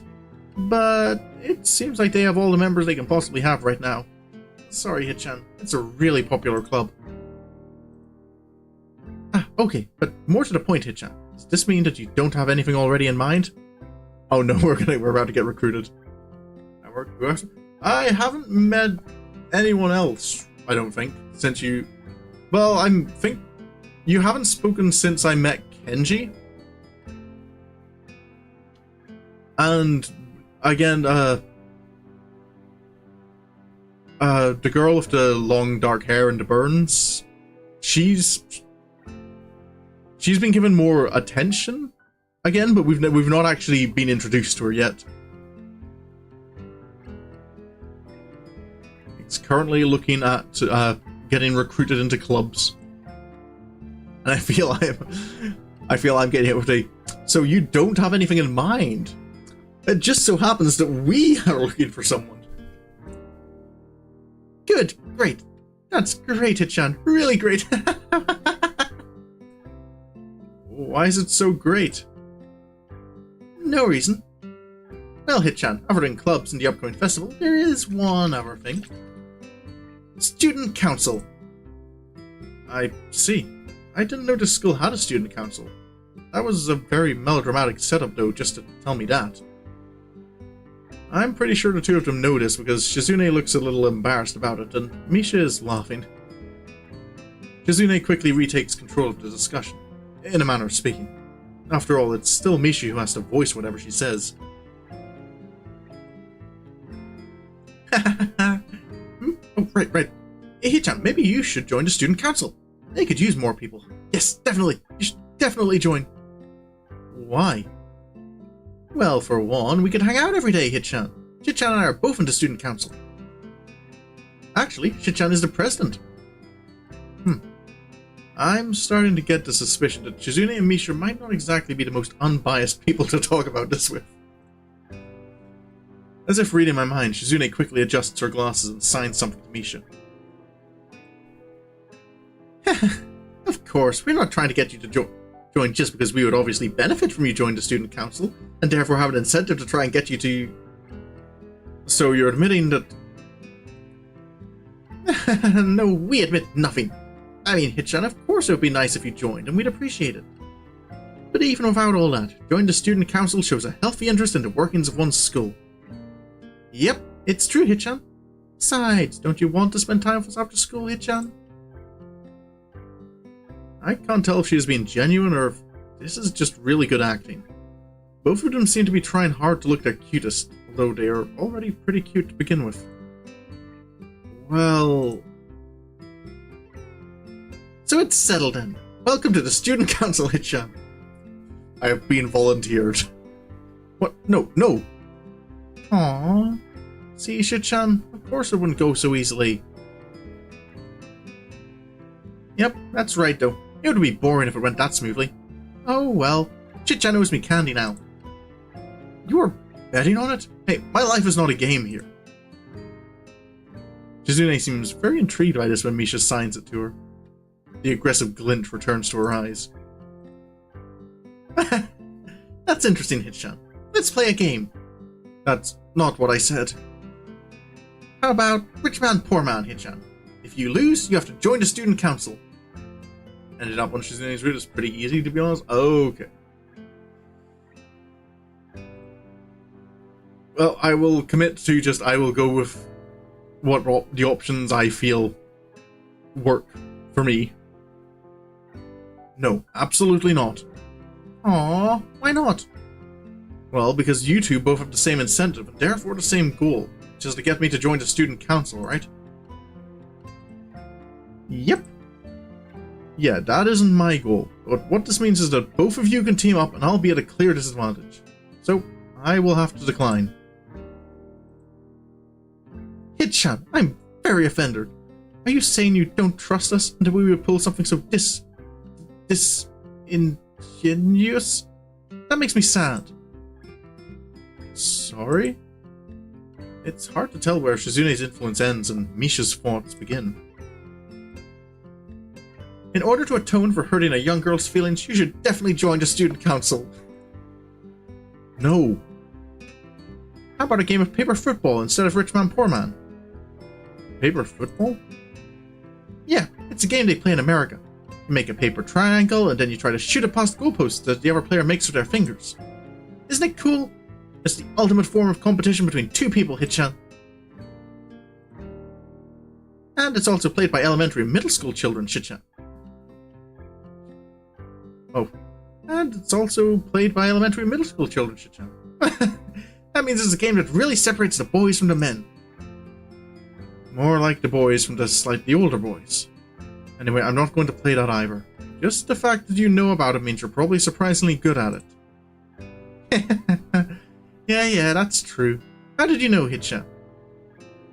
Shizune frowns at Misha, telling me that she probably wasn't supposed to admit that so readily.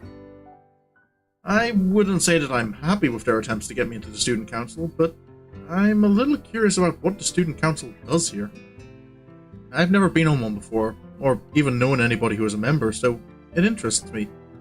I also kind of like Shizune and Misha, so maybe it wouldn't be so bad.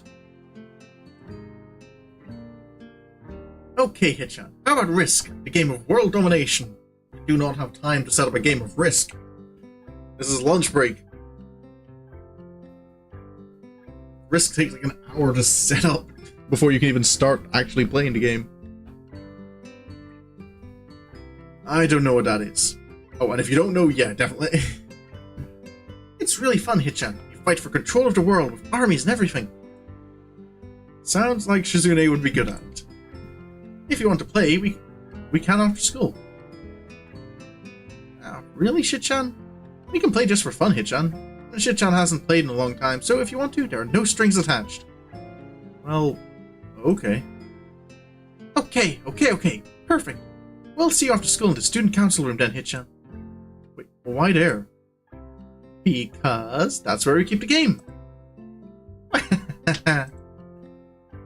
I grimace to tell them how much I do not like this, but it's more for show than anything. So in the end, I agree, but only after getting Shizune to acknowledge that I don't mean anything concrete just by accepting to take a look around and play a game with her.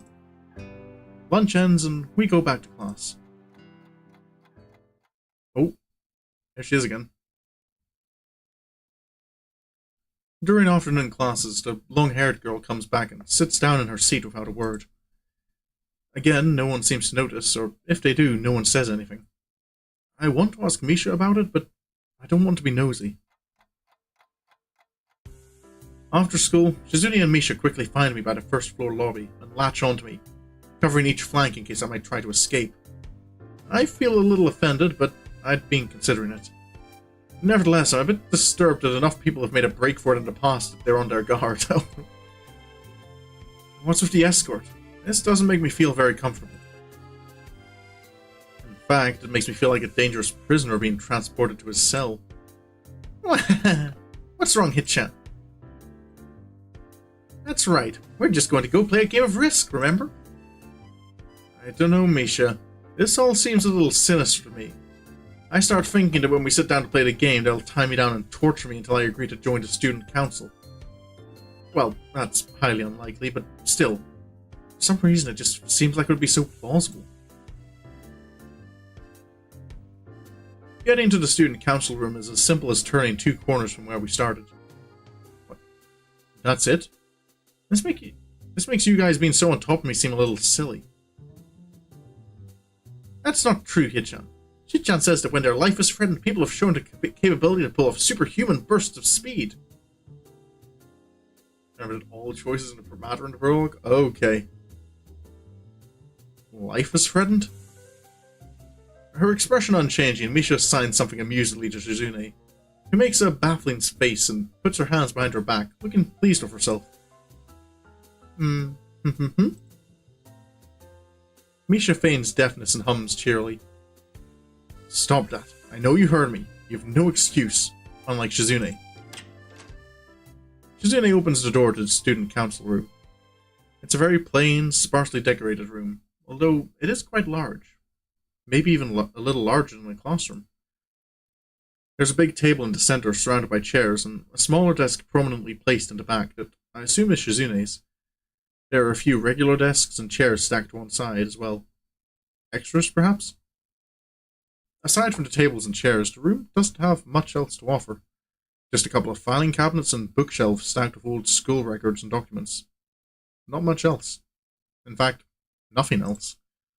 This is a pretty bleak room. They could at least put a potted plant in here or something.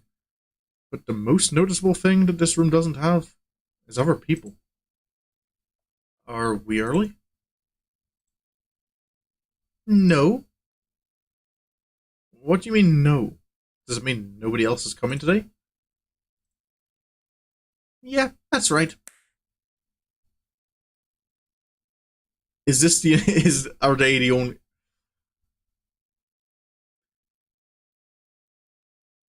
Part of me wonders if the student council is, like, actually a thing, or if it's just kind of a...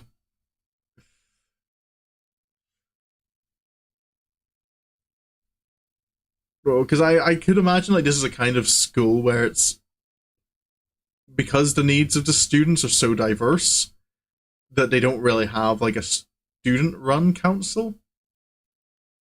And this might be more of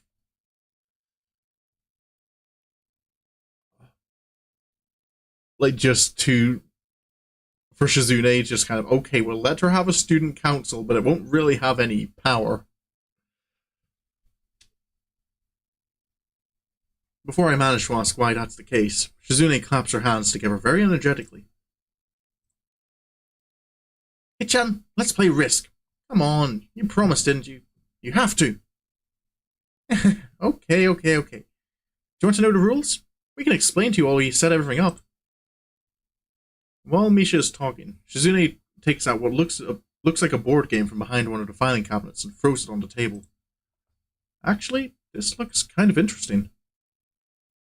After Misha spends a little too long for her liking running through the basics of a somewhat vague and confusing tutorial, Shizune cuts in and declares the game has started with a decisive motion, slicing her arm through the air.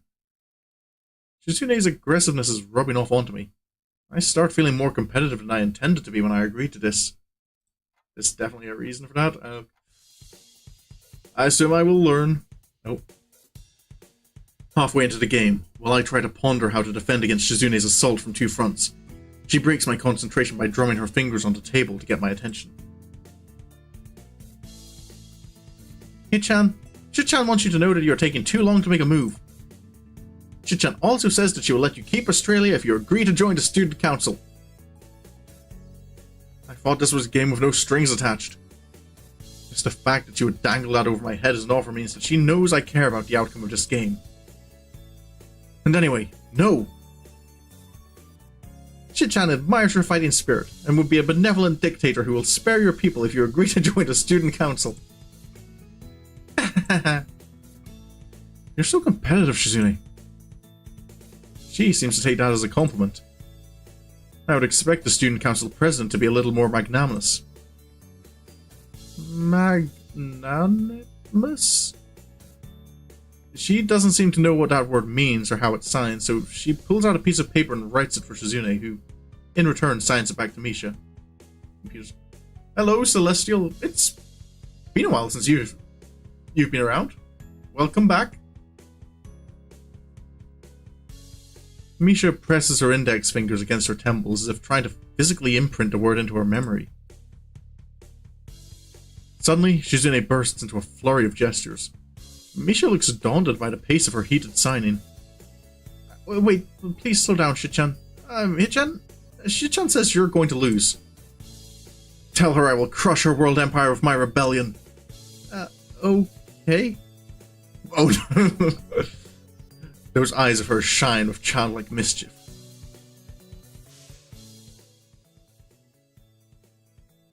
She says you have no chance if you keep playing like this. No, you won't. Legend Ellie on Twitch. You think that was your user? Oh, no, I remember Ellie.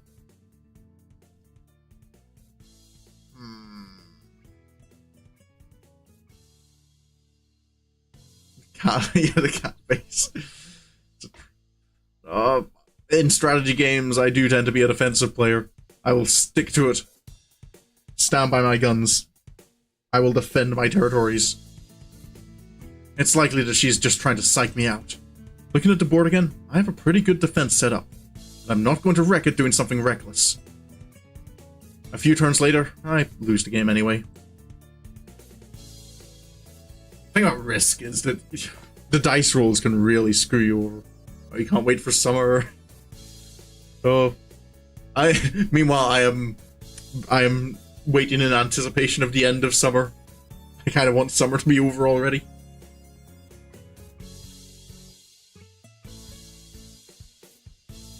Shizune adjusts her glasses victoriously and allows herself to tentatively pump a fist in the air in celebration. Which option did I pick? I played defensively. That's how I play strategy games. I like my turtle. Hit-chan, you lost when you allowed me to take North America. I mean, Shit-chan, not me. Getting control of North America is ambitious because it provides a 5 army bonus. But you can attack it from three fronts, so you must defend them all. I thought you had more guts. How disappointing. Oh.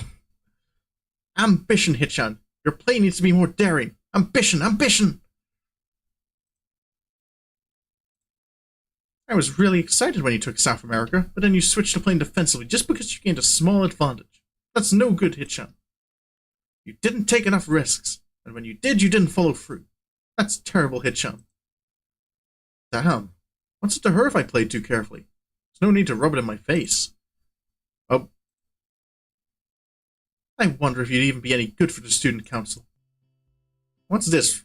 Reverse psychology? I guess I don't have to worry about joining or not in that case. Basically, just, oh. No, when I play strategy games, I'm a turtle.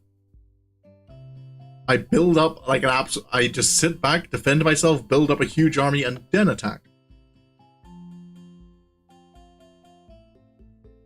Giving up just like that? I expected more of you. I'm not giving up. I was never on the side of joining the council in the first place.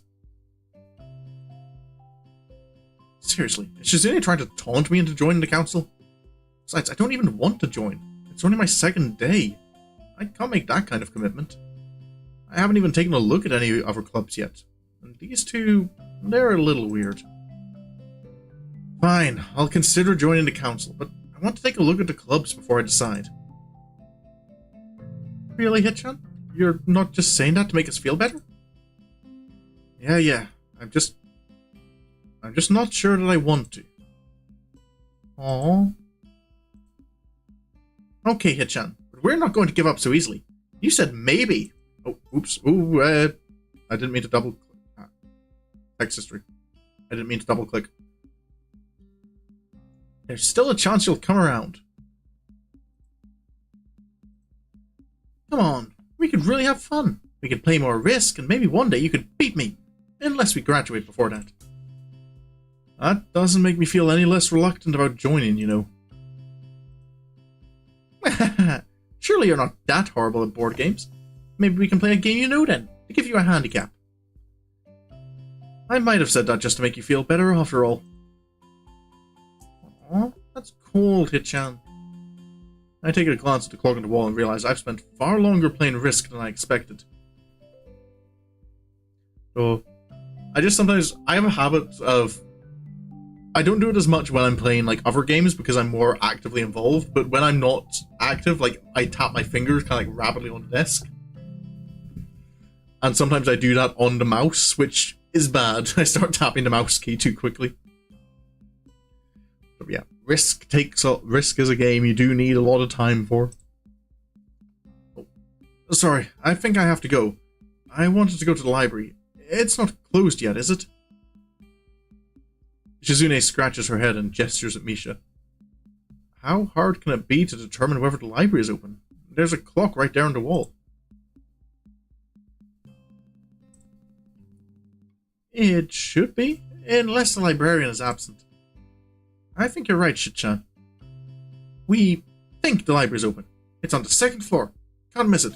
Do you want us to show you where it is? No thanks, it's okay. See you tomorrow. Bye-bye. One flight of stairs up, and I run into problems. The second floor hallway is a carbon copy of the third floor one. Wide, of course, and plain, like only hallways can be. The problem is that the library's whereabouts are not as easily determined as one would think.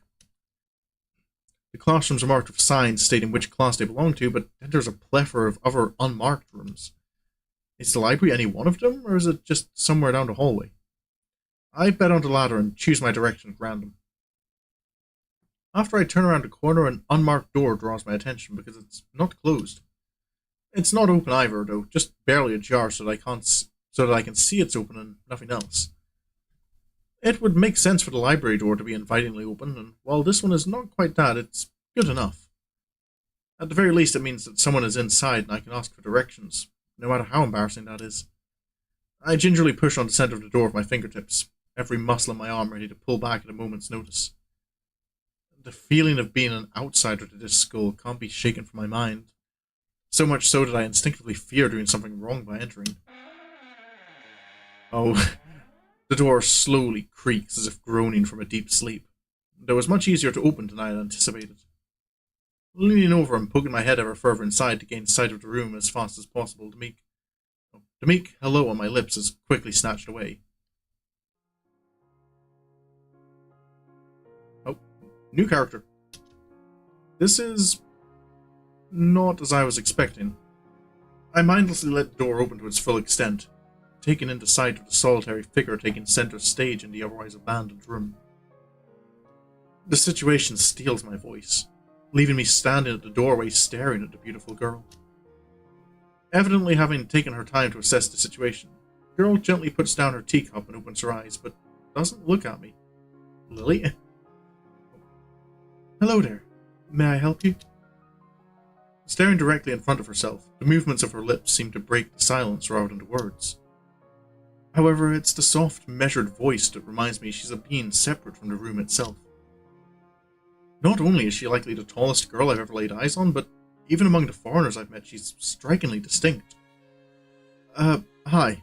Sorry for intruding, I was just kind of lost. She takes a moment to formulate a response before speaking. Every action she takes feels as if it's carefully choreographed beforehand. Care to take a seat? Unexpected, considering that I'm intruding upon her. Thanks. I slowly step towards another seat opposite her, the girl resting the teacup and saucer on the wooden table in between. The way she doesn't track my movements with her head is telling. That and the slight cloudiness to her eyes means that she must be at least partially blind, like Kenji. Come to think of it, her voice doesn't have any detectable accent either. I guess she must be half Japanese.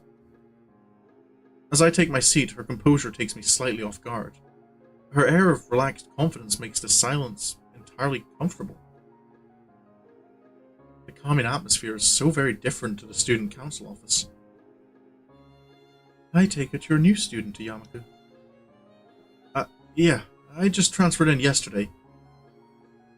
I get the distinct feeling my speech patterns don't match the formality of hers, accentuated by her restrained bow of greeting. One which I hasten to match before realizing the futility of the action. I'm Lily Sato. Pleased to meet you. Hisao Nakai. She gives a nod before gesturing roughly in the direction of her teacup. Would you care for a drink? Sure. As much as it pains me, I can't keep step with her formality in the proceedings. She gives a kind nod, taking the request in stride. Without another word, she steps off the chair and prepares a second cup of tea from a collection of supplies laid out along a shelf. A brush here, a brush there, her left hand often lightly touching the side of whichever container she's poured into. It seems to be a process she's followed dozens of times before. As I lean sideways to see around her back, she seems to use her long, dainty finger to measure the right amount of water in the cup.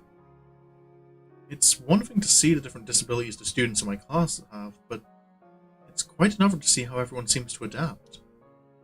Shizune and Misha have no problem working together to communicate to me, and Lily herself seems to have workarounds for problems I'd never thought of. While I feel slightly guilty about her doing the work, she seems pleased to be following the correct process of the offer of preparing the drink. So, her soft voice brings me out of my silent observance. Which room were you looking for? It's not often this classroom is visited after school. The school library. Shizune and some classmates told me it was on this floor. She finishes pouring water into the teacup as she nods, a small metallic tapping coming from the teacup indicating it being stirred. I am aware of Miss Hakamichi, as are most students. To be with them means you're in class free, no? That's right, in the science room with Muto. She gives a small giggle before setting down the teaspoon and slowly walking towards the table, teacup and saucer in hand. He's quite the character. I imagine you'll come to like him. Most do. As she sets down the tea, I gently take it and have a sip. I'm really more of a coffee person, but this seems like a rather bad moment to bring it up. Nonetheless, the smell's quite nice. I hardly think it'd be hard to choke down. Thanks, Sato. It tastes really nice. She smiles and quickly waves her hand in front of her face. Lily, please. There's no need to be too formal. She says this in spite of her exceedingly well-bred speech. Oh well. I guess I should try and ask her about herself, as it really does seem as if she's catering to me.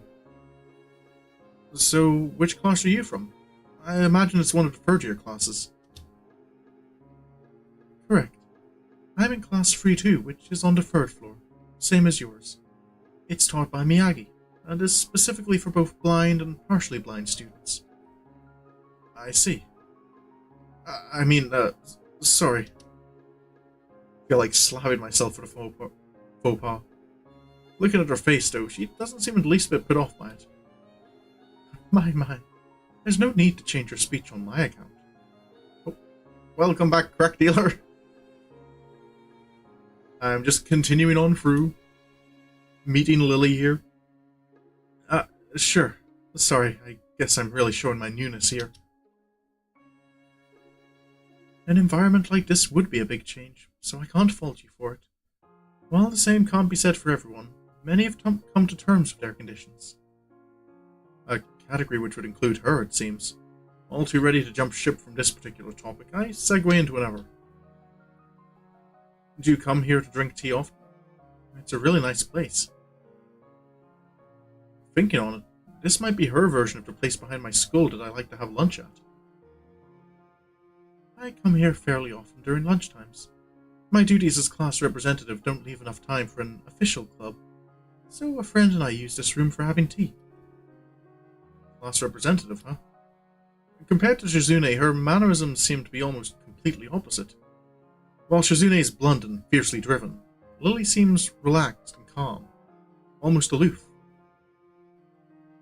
Come to think of it, she might be useful for a less biased view of the school's clubs. What kind of clubs are there to join?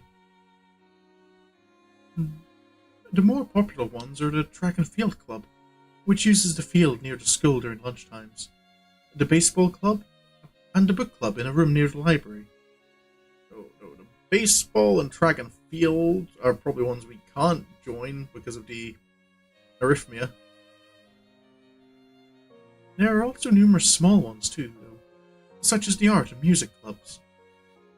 At a time when I'm just wanting to get on my feet, rushing into a club right away seems slightly unappealing.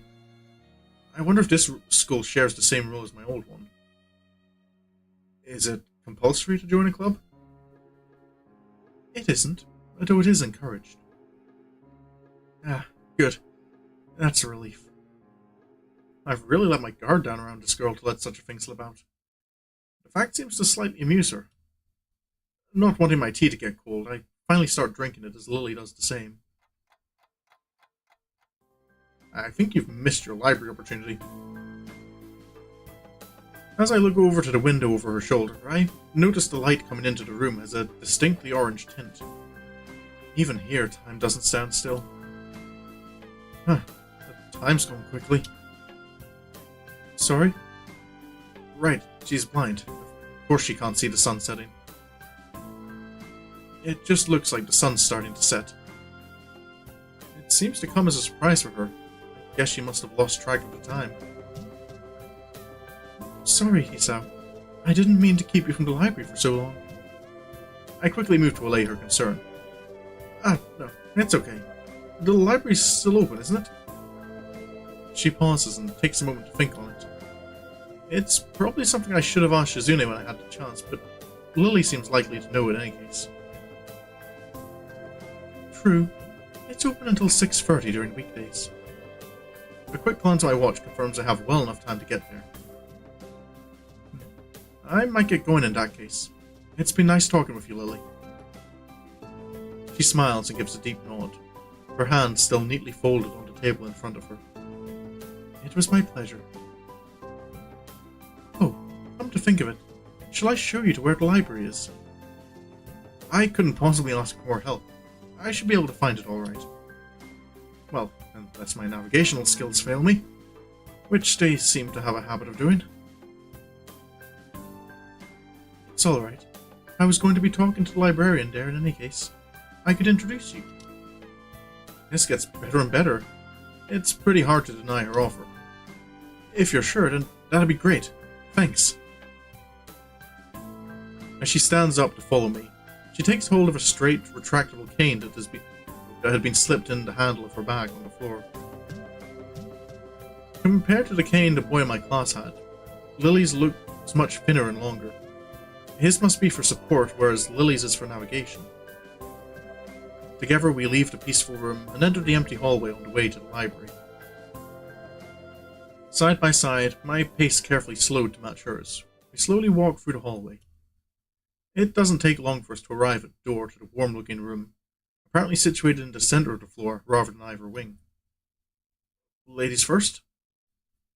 She gives an appreciative smile at the gesture, taking the lead as we file in. To the left is the wooden library counter, with the library proper being on the right. It easily dwarfs my old school's library, with the distinct smell of old books giving the place an almost old-world air. There don't seem to be a lot of students here. Considering the time, it isn't a big surprise. Everyone's probably either in school grounds or the dorms. Yuko, are you here? She says it to thin air since the librarian doesn't seem to be present, and, of course, Lily can't see this. What's unexpected is that it draws a reaction. Oh. Something from under the counter thuds against it, followed by a quiet wail. Oh. The Origin, apparently the librarian, quickly crawls out and bounces up to extremely rigid attention. Hi, Lily. How can I help you? Her voice is strained in a failing attempt to sound casual, and she is rubbing the back of her head. Good afternoon. What happened just now? I heard a strange sound. It's nothing. I just hit my head. See, I dropped an eraser onto my desk while I was looking for it. A pencil dropped, and when I was looking for both of them, you came in and surprised me. Are you alright? I'm sorry, I couldn't know. It's okay, it's okay. Sorry for making you worry. This is nothing. I've had worse happen to me. She's quick to reverse Lily's apologies, almost frantically trying to push aside the possibility that she could be in any way inconvenienced by bashing her head on the counter. Yeah, worse things have happened. The girl fidgets with her fingers as Lily doesn't seem to drop her concerned expression, and then she shuffles some papers around the counter for no reason. A little shorter than Lily, replete with glasses, freckles, and a very troubled look, she seems to fit a library perfectly. Ah, Lily, did you get my message? Message? Oh, the 2 imported books that arrived. Right, they finally came. I can't believe it took so long, but... Amidst her celebrations, partially for managing to change the topic, I'm sure, she notices me from the corner of her eyes and... freezes on the spot when she does. Oh, no, I'm sorry for not noticing you before. Did you need to check out a book, or return one? I'm sorry. The way she can so quickly shift between moods is a little unsettling. He's with me, Yugo. This is Hisao, a new student. Hisao, this is Yugo, the school librarian. Pleased to meet you. Hisao, right, Hisao. Pleased to meet you too, Hisao. For a second, she visibly attempts to engrave the name on her mind so she won't forget.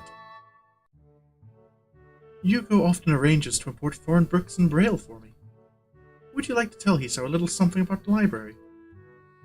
Lily's innocent suggestion is met with an expression of abject terror. Please, Lily, I can't. I don't know what he could be interested in. This is too much responsibility. How it's any responsibility at all, I don't get, but her objection is so sincere I don't doubt for a second that she would rather disembowel herself on the spot than tell me where the light novels are. But... So, there are a lot of books in Braille here? I attempt to save the day by asking the first thing that pops into my head. It seems to work at least partially, as Yuko seems to not exactly relax, but at least look slightly less tense. Well, I think about a third or fourth of Yamaku's libraries either in Braille or audio. Makes sense, given all the blind students that are to be here. If it's only that, how come this library is so big in the first place? Uh, well, we get a lot of new books regularly because the library is adequately endowed. That's probably why. They spend more on new books than on my salary, and then I have to organize and shelve all of them. It's so troublesome and they weigh so much. I wish I could quit this job. A very awkward silence follows this revelation of too much information. I'll go check the owls then, if you don't mind. It's probably best for all of us if she doesn't keep talking to me. Very well. Meanwhile, you go. I would have those books if it's alright with you. My first impression was right. The library is surprisingly big. Ambling down the narrow aisles, I study the spines of the books in random order, occasionally sliding one out to read the blurb, taking it with me if it looks good. In a few moments, I have a respectable stack of books in my arms. I guess I'll never be stuck for choice in here. The normality of the library sinks in. Sure, there are large print and braille books scattered throughout, but it is what it is. A library. It's as if the calm mood from the room I had tea with Lily in snuck with us in here. Unless it was here to begin with. Yuka's adorable. I feel quite often that's like the kind of like the socially awkward librarian trope is hard not to be adorable.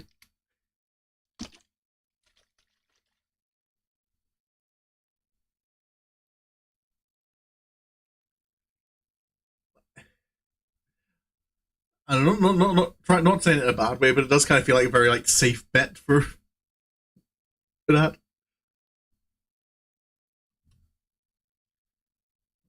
Something about that puts me at ease, just like before.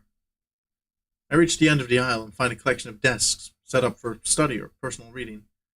Going a little further, though, I discover a nice quiet corner at the back. While the rest of the library has the odd student sitting at a desk, either reading or stealthily sleeping, the back is pretty much deserted.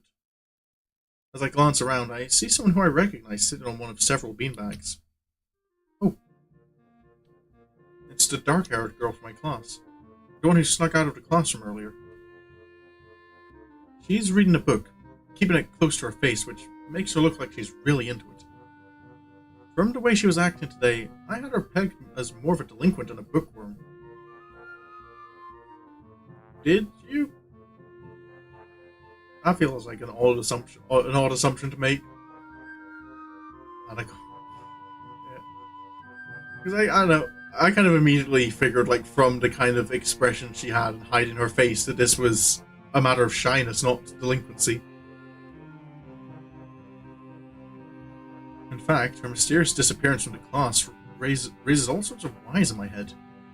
Intrigue floats slowly but surely toward the surface, and before I know it, I'm walking towards the mysterious long-haired girl.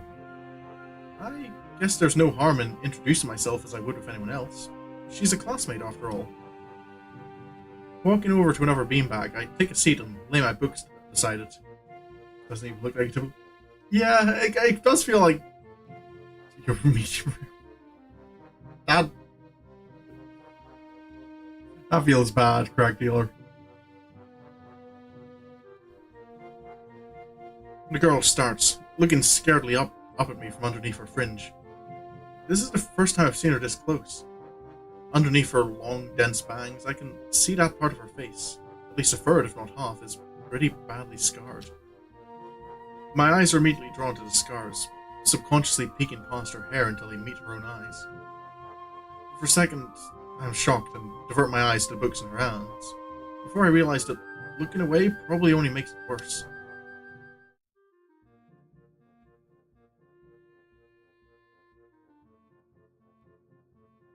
It takes too many seconds to collect myself and remember what I walked up here to her for.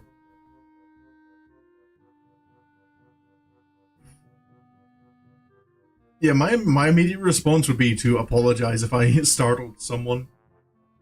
I feel the more correct option is the, like, try and just be normal. Like, just oh, hi, I'm new. Like, don't bring attention to stuff. But no, I know I myself would, like, immediately if I thought I'd bothered someone.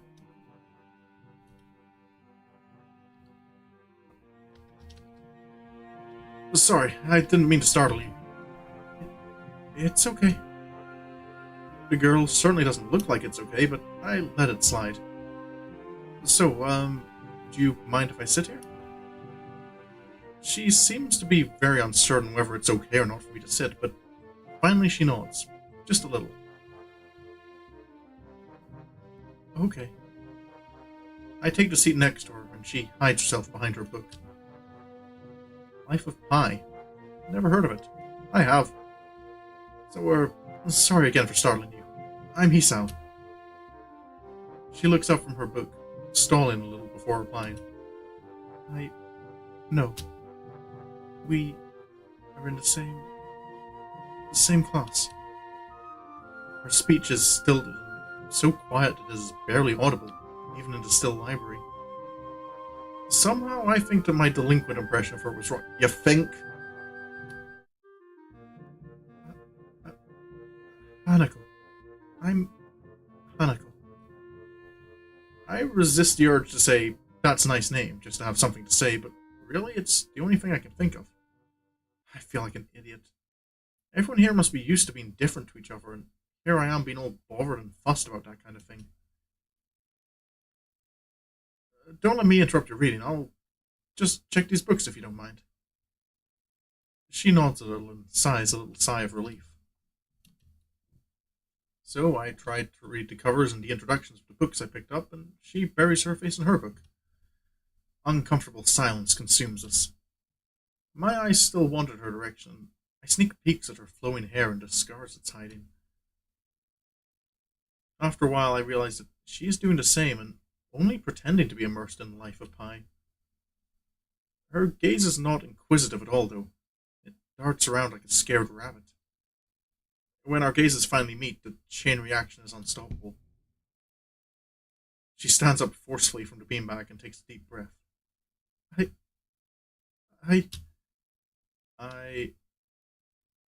I've got to go do something.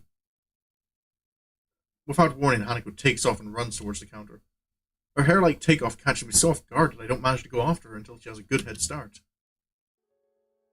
By the time I reach the counter, she is nowhere to be seen. Lily and Yuko are happily chatting away. Knowing that I won't be able to catch Hanako myself, I approach the girls. Hey, did you notice a girl run past here? Maybe. What did she look like? Long, dark hair, kinda shy. She had, well, some scars on her face. You wouldn't be talking about Hanako, would you? Yeah, that's her. I saw her reading and tried to talk to her, but I think I scared her off or something. Oh dear. Yuko, would you excuse me? I'd better try and find her. Sure, I'll just hold on to these until you come back. What's going on? I'm sorry, but I'll have to explain it to you some other time. Right, I'll see you later then. Lily hastily grabs her cane and hurries out from the library, leaving me alone with Yuko. I don't think I'll ever get the hang of this place. Did I do something wrong? What did you do? Nothing. I was just looking for some books and then she got this fit and ran off. The most offending thing I can think of was that I might have looked at her general direction a few times. Well, she is a very timid girl. You have to be very careful around her. She can be very jumpy, I think, and she's not accustomed to talking with other people. Isn't that a bit strange? I wonder. It's just how she is, I think. Yuko doesn't sound all that convincing. Then again, maybe this is just the norm around here. Everyone has their own problems, or else they wouldn't be here. How should I deal with these people? Forcing myself to act overly casually only makes me feel phony. Like I was supposed to be ignoring the elephant in the room. Yuko fidgets, looking like she wants to say something to that, but resists it. I think it's an elephant only if you feel that way. I guess she doesn't have a good sense of self-restraint. It makes me smile. She blushes heavily. What? That sounds stupid? No, it sounded really wise. I guess you're right. It's more about me than anyone else. Obviously, he's out talk to her.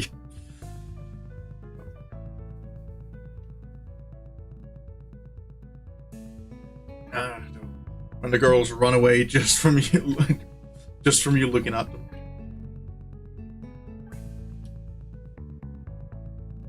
Neither of us has anything to add, so Hugo fills the silence by shuffling some papers around. People who have papers on their desk really like doing that. Did you find any books? I should be closing soon. I mean, this library should be closing, but I have to do it. I hope that's not too inconvenient for you. Oh, yeah, I want some books, but I left them over there because I'll just go get them. I fetched my stack of books from beside the beanbags where Hanako and I were sitting and returned to the counter. Wow, you read a lot, don't you? I surprise myself with that too, honestly. At least when I really think about it. I had a lot of free time earlier this year, so I just kind of started reading books to fill that time. I couldn't do much else. I see. She doesn't say anything else and just checks out my books for me. I guess this is what they call tact. Holding the library books with one arm, I trawl my pocket for the key to the door. A sudden sound from behind startles me, making me nearly drop the books I'm carrying, or the key that I almost managed to get into the lock. Is this Kenji? Who is it? Oh. I turn around to see who is talking to me. It's Kenji. He seems to be in a friendly mood, although the light glinting off his glasses in the dark gives him a sinister look. It's just me. This makes him pause and lick his lips nervously. Who is me? I don't know anyone called me. You some new guy again? His voice is suddenly strained and quick.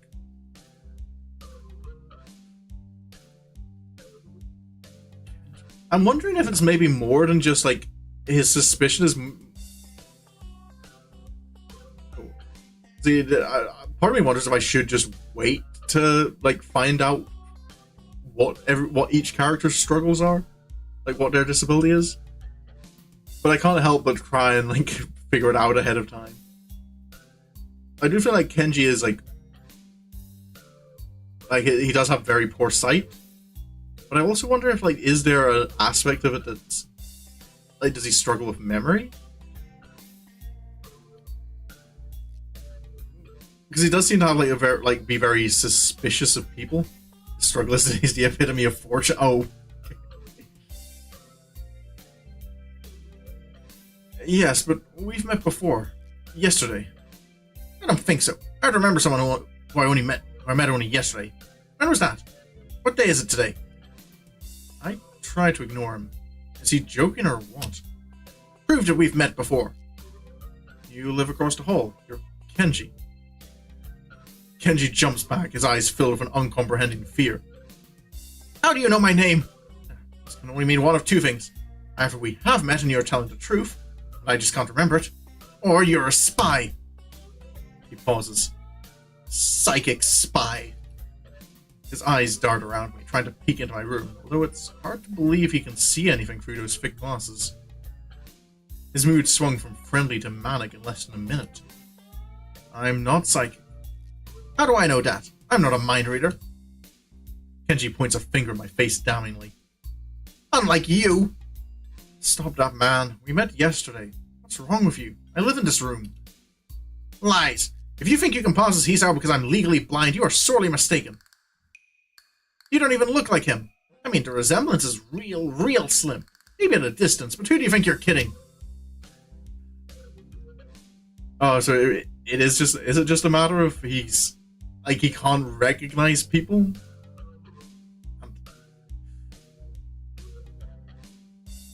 So, I can imagine that.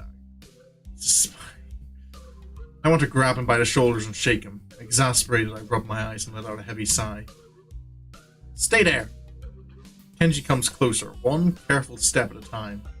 I stay still, lest he assault me physically. I'm thinking psychic now. Although I doubt he could do much damage even if he did. Oh, wait, I see it now. Damn, it really is you. Okay, so not memory, it's just... I wonder if that's like kind of like part of his backstory, is like, has he been deceived like that before? Sighing again, and then once again for good measure, I step backwards, just in case. What's up, man? You don't look too good, I think. Something wrong? I don't know. Just had something stupid happen to me. A few stupid things, actually. Even if you discount this one. I can't get a proper touch on other people here, and I have no idea if it's because of me or because of them. I don't know why I'm telling this to Kenji. It's not like we've had any contact either. That's rough, dude. Yeah, I'm sorry about calling you a psychic spy and all, but you can never be too careful. It's the hard reality we live in. I'm slowly starting to think that Kenji isn't necessarily living in the same reality as the rest of us. You see, this is how it is, the world. There is no justice. You see, even when I lose, I win, because I don't lose the lesson. What does that even mean? It doesn't matter. He dismisses it flatly with a wave of his hand. So what happened? Why had a long face? Do you have a long face? It's nothing. I just scared some girl off accidentally. Literally, too. She actually ran away from me. It was my fault, really. I think. I'm not really used to all this yet. A girl? A cute one? Cute? That's a hard question. She had a nice body and really beautiful hair. The face... I guess it could go either way. What? Yeah, I don't think it's too much for like... No, to be fair, I suppose as well, like, I'm someone who often, like, sees cute as not necessarily a physical thing either. Definitely couldn't say she wasn't cute.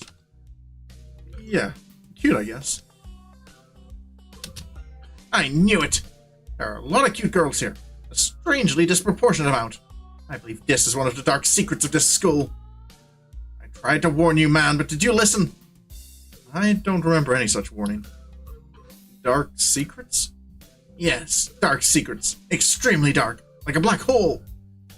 Have you noticed that the number of girls in this school is slightly, but significantly higher than the number of boys?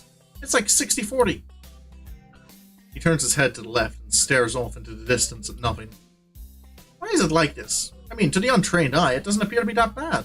That is a full 20%. No, I don't... Oh, to be fair, I feel like there is like a fairly easy explanation for this. Because like I've been in like hospital wards before, like for people like who have been sectioned and are staying there long term, like, even for mental health and such. And it does seem to be predominantly women in those situations. And I don't know the reason why. Like maybe it is just again like men have that attitude of, oh no, we need to be big, strong, tough men. We can't acknowledge we need help or have something wrong with us. Like that toxic masculinity that gets in the way of them seeking help. Or if there's some other, whatever reason there is behind it. But, yeah, I just suppose I wouldn't be too surprised from my own experience of hospitals and disabilities. One would think that a school of such a huge pool of women would be a man's dream, but no. What I'm about to tell you could blow your mind. Are you ready? I don't know where this is going, but I think I won't be missing much by cutting out now. No, I'm not ready. I only get as far as turning the doorknob before Kenji starts talking again, showing that he doesn't really care if my mind is blown or not. I believe that this school is a battleground. The site of a feminist infiltration. This disparity in the number of men to women is a clear sign of how far they have come. In case this Cold War turns hot, they will have superiority in numbers. Okay, Kenji. Where we're going with this? Just another skirmish in the eternal war against the forces of the feminists. They're everywhere. In Japan, women outnumber men. It's not a 60-40 split, but it's only a matter of time, man. Even in America, women are the majority by a hair, building up their numbers. In the past, the buildup of a military has always been the clearest sign of imminent war.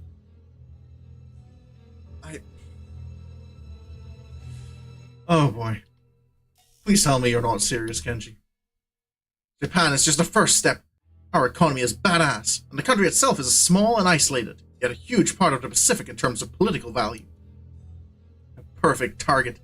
You're so cunning, as expected of woman. Soon the day will come when... Kenji's voice trails off ominously. That is why you can't trust him. They will string you along, and then kill you, just as they killed me. You will end up just like me.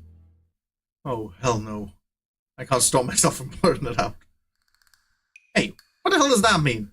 You said it, not me. It's the best I can think of. So? You're not supposed to say something like that? Damn, so rude. Serious, oh boy. Where was I? Oh yeah, vast feminist conspiracy. Stop it, stop. I lost you way back there somewhere. Somewhere around feminist infiltration.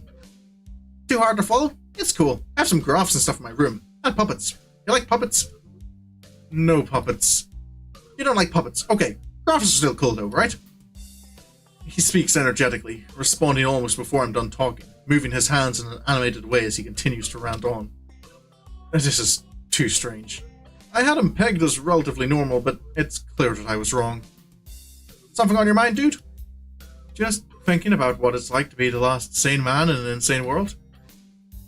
Kenji frowns, looking deeply upset. You mean that's you? That can't be, because I'm the last sane man in an insane world. That is my dream. You can't just steal a man's dream. What the hell? There can't be two lost sane men. It would invalidate that whole last part. That part is kind of important. There could only be one. Like in that foreign movie where there could only be one. And in the end, there was only one dude left, because that was the point. I have never seen anyone talk so heatedly and so defensively about absolutely nothing before. Anyway, if you wait here, I can get my graphs. I also have a list of the other dark and complex conspiracies that this school holds. As tangled as... Quick, finish my analogy for me. Be a pal! I'm going to go to bed now. It's extremely late. Yeah, Highlander, yeah. I get some references. That doesn't sound like an analogy, but whatever. I like you. You seem like a cool dude. Most people don't understand what I'm talking about when I try to explain the vast feminist conspiracy to them. Denial is a terrible thing. Later. He claps me on the back and then vanishes into his room so quickly and quietly it's like he didn't even open the door, but instead walked right through it like a ghost. Oh boy. Okay. So that's Kenji. I don't know if I can fully digest what just happened, so I give up and just go to my room, kicking off my shoes before falling face first into bed. It takes me some time to relax and get up so I can get started on homework. It's because the sheets are cool and comforting against my cheeks, and it feels good just lying there with my eyes closed. This school is like some kind of bizarre and surreal island. It's isolated on top of a mountain, and each person is stranger than the last. I just can't seem to fit in. What irony. One would think that fitting in a place... One would think that fitting in a place that's made for people who are unfit for anywhere else would be easy. Maybe I'm trying too hard. Although I say that, it doesn't help take the edge off, and the words are left echoing off my empty walls. I guess it's not as bad as I expected, though. This place really is more a school and less a hospital pretending it's a school than I thought it would be. If nothing else, the scenery is beautiful. I open one eye, seeing the school books and bottles of pills arranged side by side on my desktop. Maybe this place is too much like a normal school after all.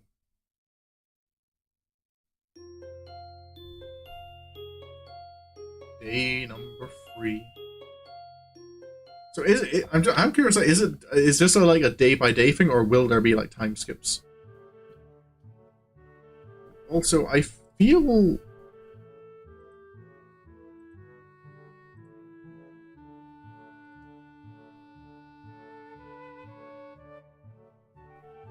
this is a good point to end, just at the beginning of a new day.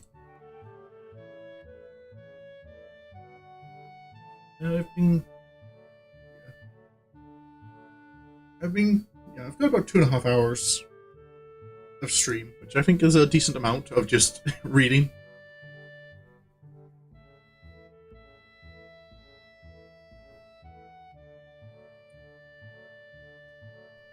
So, uh, I am, I am enjoying it. So, Harks in Transition is usually a minor time skip. Oh, okay. So we'll like sometimes it does feel at the moment like it's still just going day by day. The prologue is so this is still the prologue. Yeah. Okay. Oh yeah, I suppose yeah, there are chapter marks on there. But yeah, you did warn me well in advance that this is going to be a long one. But yeah, I'll finish here for tonight. I am enjoying it so far. Oh, we've added our protagonist to the. Okay, so that's like the picture from the act marker. So as we get different chapters, will this get more? Will the I'm guessing the main menu will fill up more and more. But yeah. I'm looking forward to seeing how this goes, and it is nice to just kind of have a stream where I'm just sitting and reading, because I kind of enjoy that, and it's something I've missed a little in the other games I've done so far, is having a chance to just read, because it's one of the things I like doing with Soren's Journey is I do enjoy voicing characters a bit. It's just fun to try and put on different voices and try and emote a bit. It's one of the reasons I started streaming actually, was to do stuff like this and get better at talking.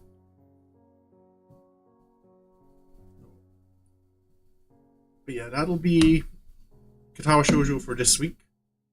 I'll be back with it next Tuesday. For the rest of this week, on Thursday, I'll be getting to some more Monster Hunter Rise. And then Friday, I'll be on Final Fantasy XIV with Minnie. Continuing our little walk and talk across Final Fantasy XIV.